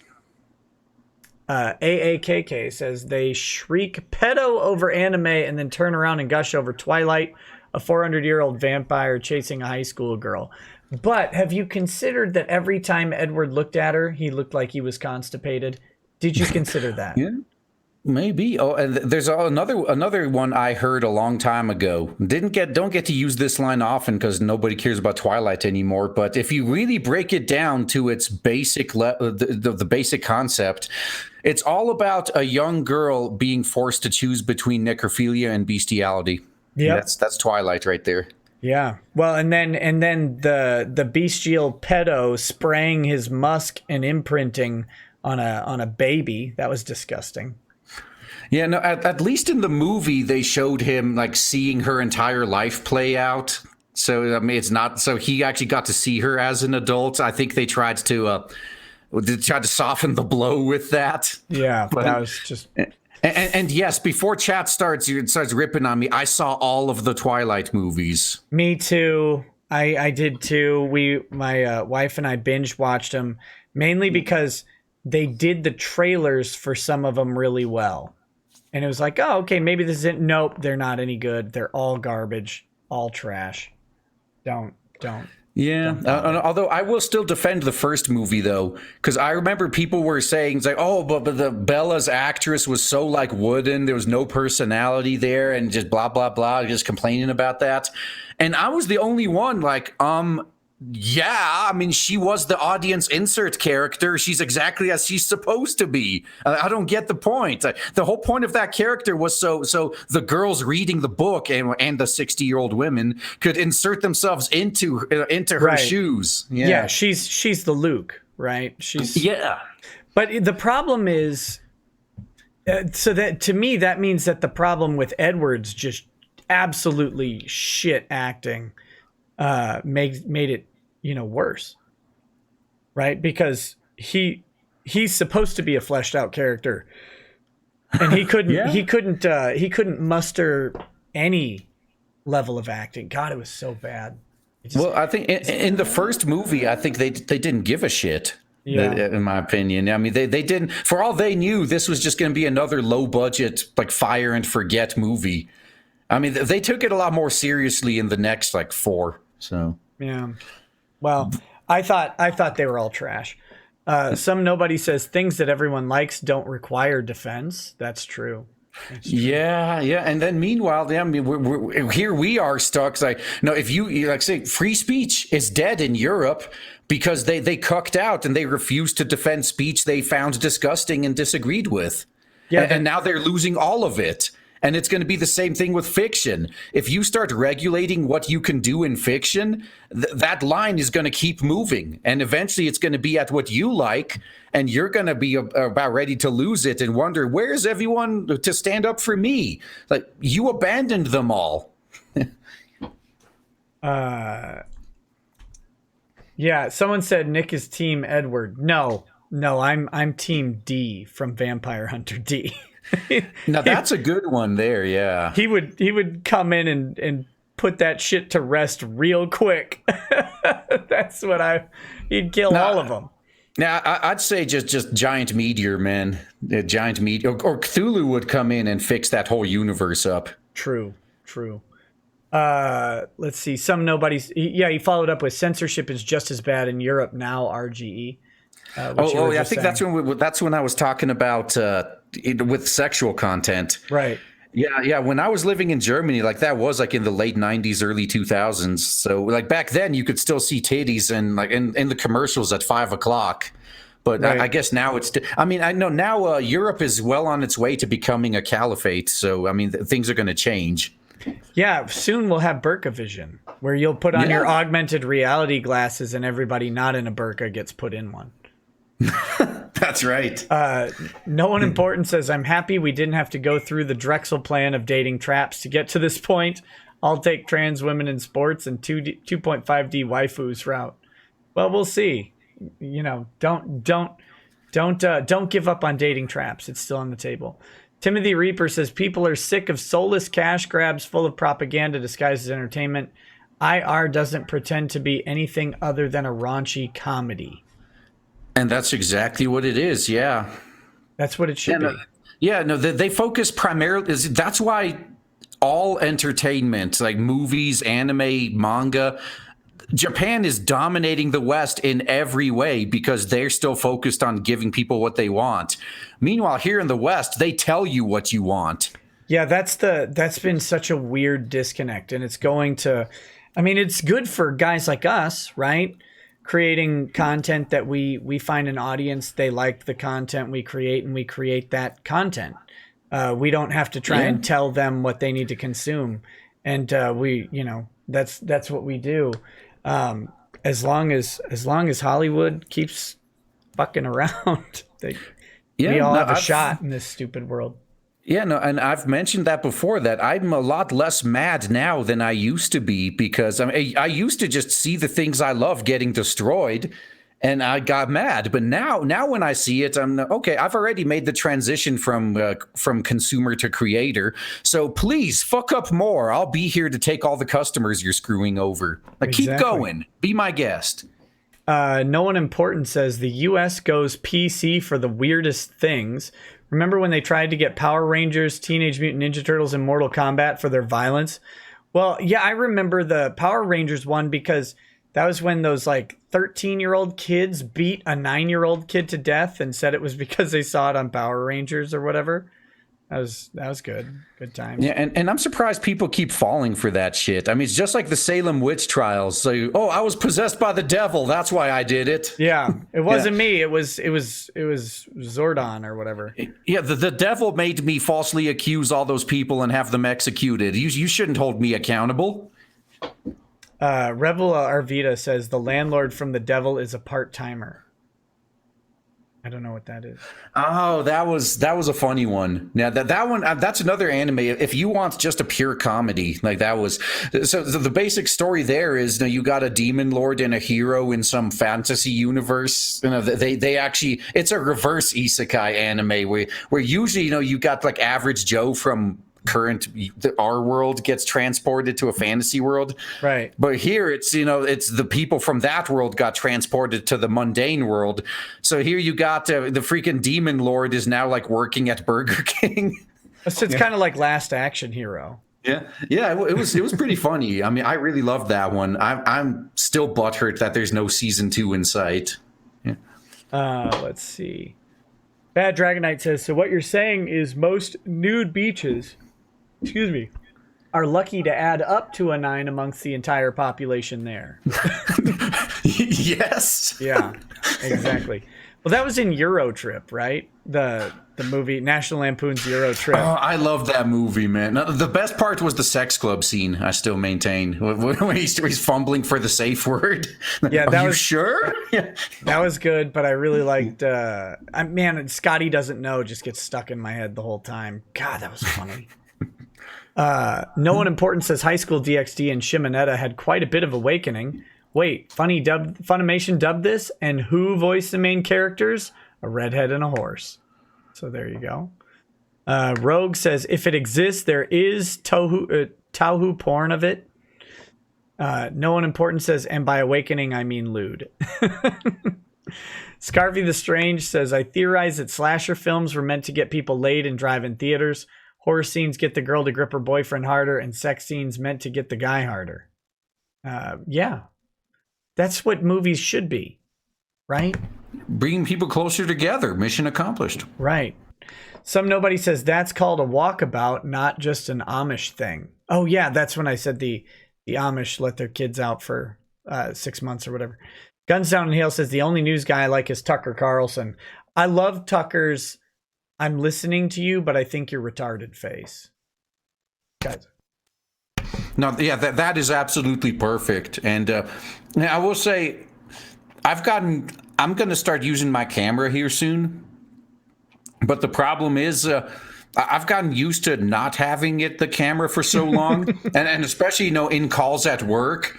Because I do sometimes have the, like, oh my God, are you seriously that stupid look? And I just know one of these days I'm going to do that on stream and at the wrong moment to somebody. Well, but then again, I don't invite stupid people on my show, so the thing with I guess I don't have to worry. The thing with Tucker is he does it for everybody. Like that's just his listening face. Is I'm going to assume you're an idiot, and then hopefully you'll surprise me. He just listens like that. It's beautiful. Next is the Sith Lord Darth Beerus says I've seen far worse anime on Funimation than Interspecies Reviewers. Damashep says that's Dragon Pink, not Dragon Half. Thank you. Unbeknownst X says in Lemoyne voice, Consluts don't have chakra feet. Damashep says Dragon Half is a super wholesome comedy. Well, it's definitely not Dragon Pink. It wasn't wholesome. Some Nobody says correct. J. Robert King's Magic the Gathering books were amazing. Sean Fisher says Urotsuki Doji, Legend of the Overfiend. Overfriend. First 18 plus anime I watched as a young teen. Safe to say I was hooked. How's that Belisarius Crawl book going? I haven't even bought it yet. Some Nobody says stop mentioning classic anime, got me ordering stuff. Yoza Singh says, have you seen The Rising of the Shield Hero? The MC gets falsely accused, so he has to fight to clear his name, and so many people lost their minds because of the plot. Would totally recommend. I've heard of it, but I didn't watch it. Yeah, I would recommend it too. It was pretty good. I heard. Although I hear that it did. I mean, even the light novels, which it's based on, like really slow down now. So I don't know if the second and third seasons will be that. I mean, hopefully they fix some of the stuff. But the first one was pretty good. Sure. Mario Carter 13 says her latest vision is over 18 days old, bro. Her latest version. Oh, is over 18 days old. Yes, Project Melody. Evan Rogers says the twins in Black Lagoon were victims of child abuse snuff films. The blonde, scared Russian lady, I'm not even going to try to pronounce her name, found this out when researching them. That's why they became crazed assassins. Kyle Robertson says next State of the Union better have super chats. It'll be like the check mark screeching on Twitter, but they're paying off the national debt. That's a brilliant plan. Evan Rogers says Black Lagoon is awesome. By the way, it's totally fine. Harmon Smith says, nice shirt, Nick. Hey, thanks, buddy. He says, if I thought people would donate money so I could work on my books, I would just use New Project 2, not Patreon. Patreon doesn't seem to be worth it. Yeah, I wouldn't start a Patreon now, but if you already have one, it may be hard to leave. Yeah, it is. When I started my New Project 2, and I got good response on people move over to New Project 2, but it's still, it is hard to get people to leave Patreon and go somewhere else. It's just tough. It's easy, you know. They're already there. Just like with YouTube. I mean, everyone keeps saying, both creators and the audience say, oh, we need something better than YouTube, but neither one, it's a catch-22. Neither one will leave until the other one does, and everyone's just waiting for someone else to do it first. Yep. Some nobody says unhinging reproduction from nature is dystopian, though. It is. It is dystopian. Some people want that. Yeah, no, sometimes, I mean, see, I get a lot of shit, too, with my view towards AI, where I maintain that if we can successfully create an AI that's better than us in every way, I got no problem with them replacing us. I mean, I view that as you know how eventually you're going to die and you're going to pass everything on to your kids, right? I mean, I view it as that, but at a species level. If we create something that's legitimately better than us in every way, I mean, I think it's actually morally wrong to cripple it to protect ourselves. I will Gordon Freeman crowbar that shit to death. Let it try to be better than me. Yeah, I mean, that's fair. I mean, if you want to fight it out in the ring, yeah, that's actually, I mean, that's cool. That's in cool. the ring, in the streets. I don't have time for a ring. If the AI is taking over, I'm not going to get in a ring with it. It'll just accidentally kill you there. No, thank you. Some nobody says they don't. Victimhood is a social power struggle. CJ says CRISPR-Cas9 is how they're making the male embryos. Can look it up on the NIH.org website. Gross. DCV Titan says need a stream with Dollhouse Phil, Drexel, and RGE. That'd be fun. Some nobody says losing to a hologram must hurt. Hose mad. DCV Titan says get Jerry curl for your nuts. Get that soul glow. Skeet Neat says never mention Richard C. Meyer or Ethan Van Sciver at comic shops. They'll resent you forever, kids. Also, Nick in a Bukkake shirt. Really? This is not a Bukkake shirt. How dare you? This is Ahageo or whatever. It's much more tasteful. Once he's had it for a few weeks, it's going to probably be a Bukkake shirt. But yeah. I assume you're going to wash it at least, so it's all good. Yeah, once a month at least. It is soft and it's nice. Smooth, low friction. Stooge Muffin Stuff and says, Eagle, you forgot low tier god, a.k.a. Black DSP. Oh. yeah, that's another one of those streamers. Yeah, I mean, again, I actually feel sorry for some of these guys. Imagine being like fresh out of high school or something, wondering what you're going to do with your life, and all of a sudden you're making like 6 figures streaming, and that's all you've done for 10 years, and now your streaming career is over. What now? Like none of these guys planned for what they're going to do afterwards. Yeah. But, you know, everybody goes through career transitions several times in their lives. So, I shouldn't say everybody, but lots of people do. So they just have to do it, though. Like that they have to eventually at some point realize that, oh, okay, now it's a career transition. Now I have to do something else. Yeah, like a DSP's case, I mean, maybe only stream 12 hours a day and use the rest of that time to work on something else. Yeah. Yeah. Let's see. Hold on one second. Goodness gracious. My brain is shutting down. Normally I can type and talk at the same time, but I couldn't. Harmon Smith says, I'm a novelist. Having a day job has been a lifesaver for me. I would never suggest the creators not have one unless you're extremely successful. Skeet Need says, Lightbringer is the greatest comic book out there. Ethan can eat his heart out. I love shit talking about Linkara and channel. Awesome. Okay. SF Giants fan Mike says, most ambitious crossover ever. Loving the stream, but will finish tomorrow. Never finish tomorrow. I'll just finish twice. Thanks for all the laughs. The Sean 2-3 says, Eagle, got any advice in making and writing manga? Well, I guess this ties in with what I said earlier in the week, but first off, you have to be an actual fan yourself. Because I got into it earlier with because some people were wondering, it's like, well, what if it's hard to tell the difference between legitimate criticism and concern trolling or an outrage mob or something? And my response was, if you're a fan of what you're making yourself, you can easily tell the difference. The reason the companies can't now is because the people who built them up from the ground up are gone now.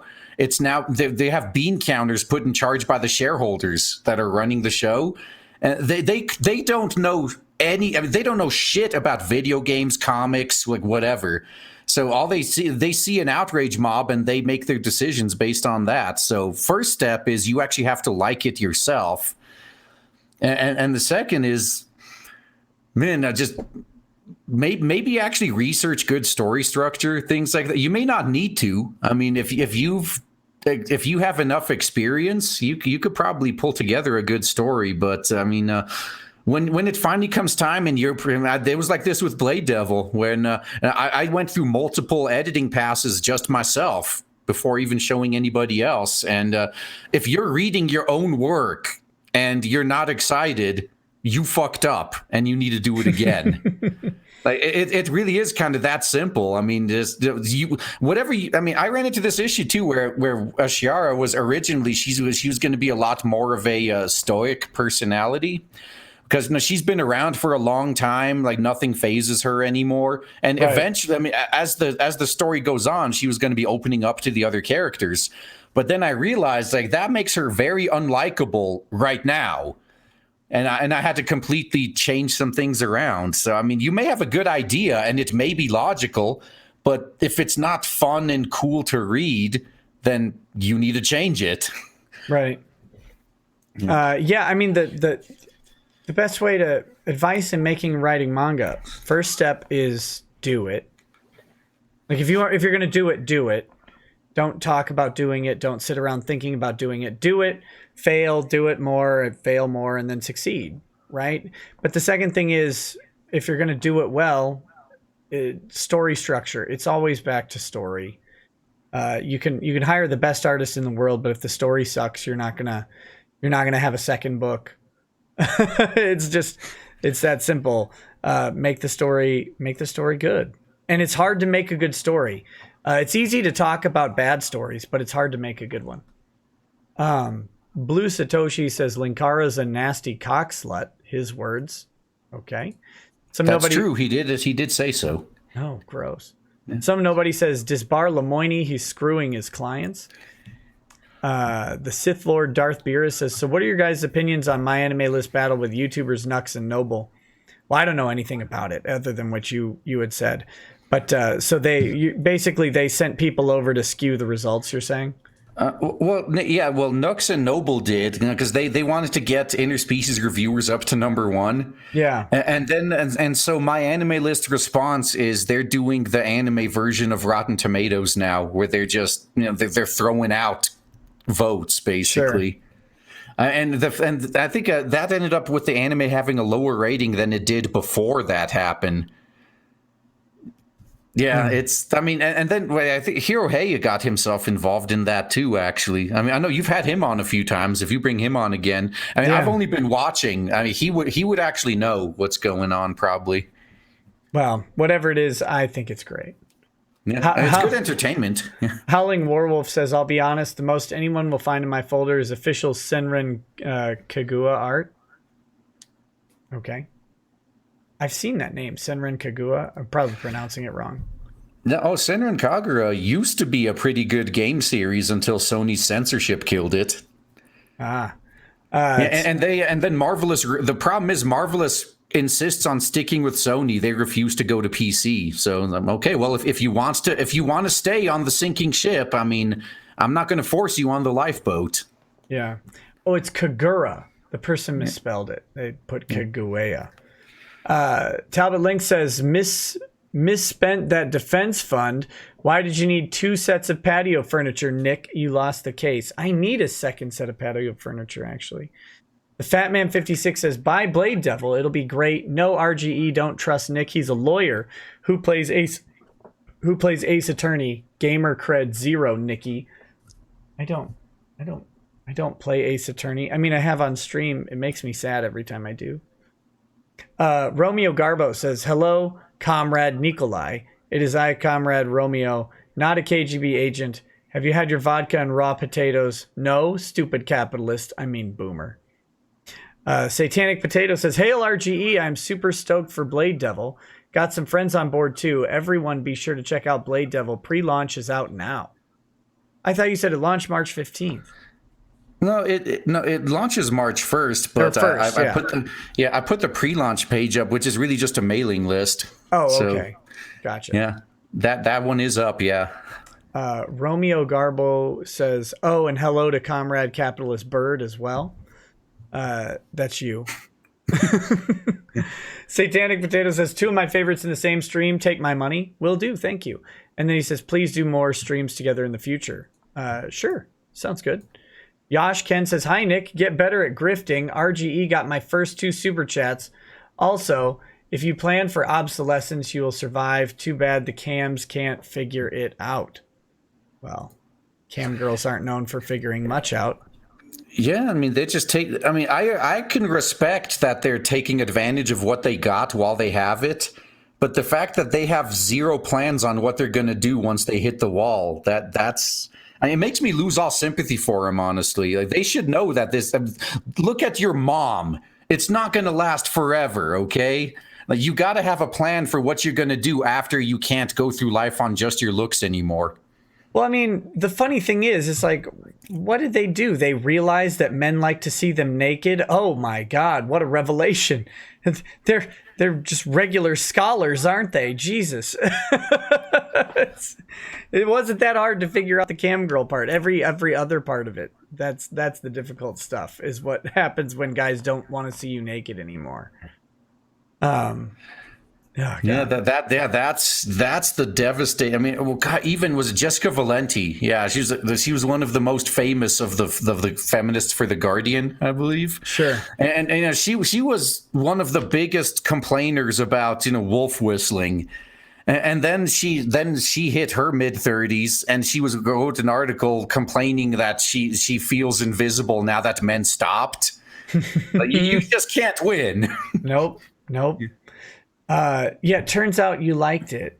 That's the funniest part of the catcalling and stuff. It turns out you actually liked it. Those compliments made you feel good. You may not have liked the guy giving them to you. You weren't going to go bang him or something. But does anybody not like getting complimented? Like, it's wired into us to enjoy it. You know, that's right. But in this case too, I mean, I'm sure you and Drexel have covered this like a billion times already. But when it comes to women though, and what they consider harassment, if the guy who's doing the quote unquote harassment is someone they're attracted to, it's just flirting. If it's someone they find creepy, he's a creepy harasser. Well, and that's what, Yeah, I mean, that's how it goes. And that's what Ron was saying in one of his messages to me when he said that harassment is in the eyes of the person harassed. It's like, well, no, it actually isn't. We have a reasonable person standard on harassment for that very reason. But that's a funny one too, because have you ever met a reasonable person? I haven't. I think it's a really weird standard. Oh yeah, it's a terrible standard. Yeah. But that's why we have 12 people deciding what a reasonable person is. They have to all argue about it, and hopefully they're all different enough to come to some sort of middle ground. But I mean, that's the stupid thing is, no, harassment isn't actually in the eye of the beholder. I know that you get that work training. I remember when they started doing the work training, sexual harassment's in the eye of the beholder. Okay, sure, sugar lips, but it's not actually though. Not I when mean, we're talking because otherwise I could say that literally anything you do, I could claim is sexual harassment if that's the standard. Exactly. And it's ridiculous and crippling. Fluffy Side Up says it's more concerned about free speech, not the pipeline itself. Okay, well, I mean, it really just depends on how they enforce the law, and if they do actually infringe on speech, maybe they won't. Rural says sent a lemon waving sticker. Thank you. Animes 9000 says Mad Black Rapist or Ron if I had to pick a babysitter. Just turn the TV on and lock the doors. Yeah, no, I make fun of parents who just use the PlayStation as their babysitter because they're always the ones that are saying that everything has to be censored because their kid might see it because they refuse to actually try to monitor that. Right. But in this one case, I would excuse you for just putting the kid in front of the TV or the PlayStation and then leaving. That's right. Yeah. Stooge Muffin Stuffin says, does Funimation have the license to Elfen Lied? If so, mega oof. Ooh. I feel like they might, actually. Actually, no, that could have been ADV back when they still existed. No, now I guess, I don't know if you know about that, but when ADV fell apart, that's when Sentai and Section 23 and them were formed. No, actually, dude, if you want to research this may be a really good legal stream.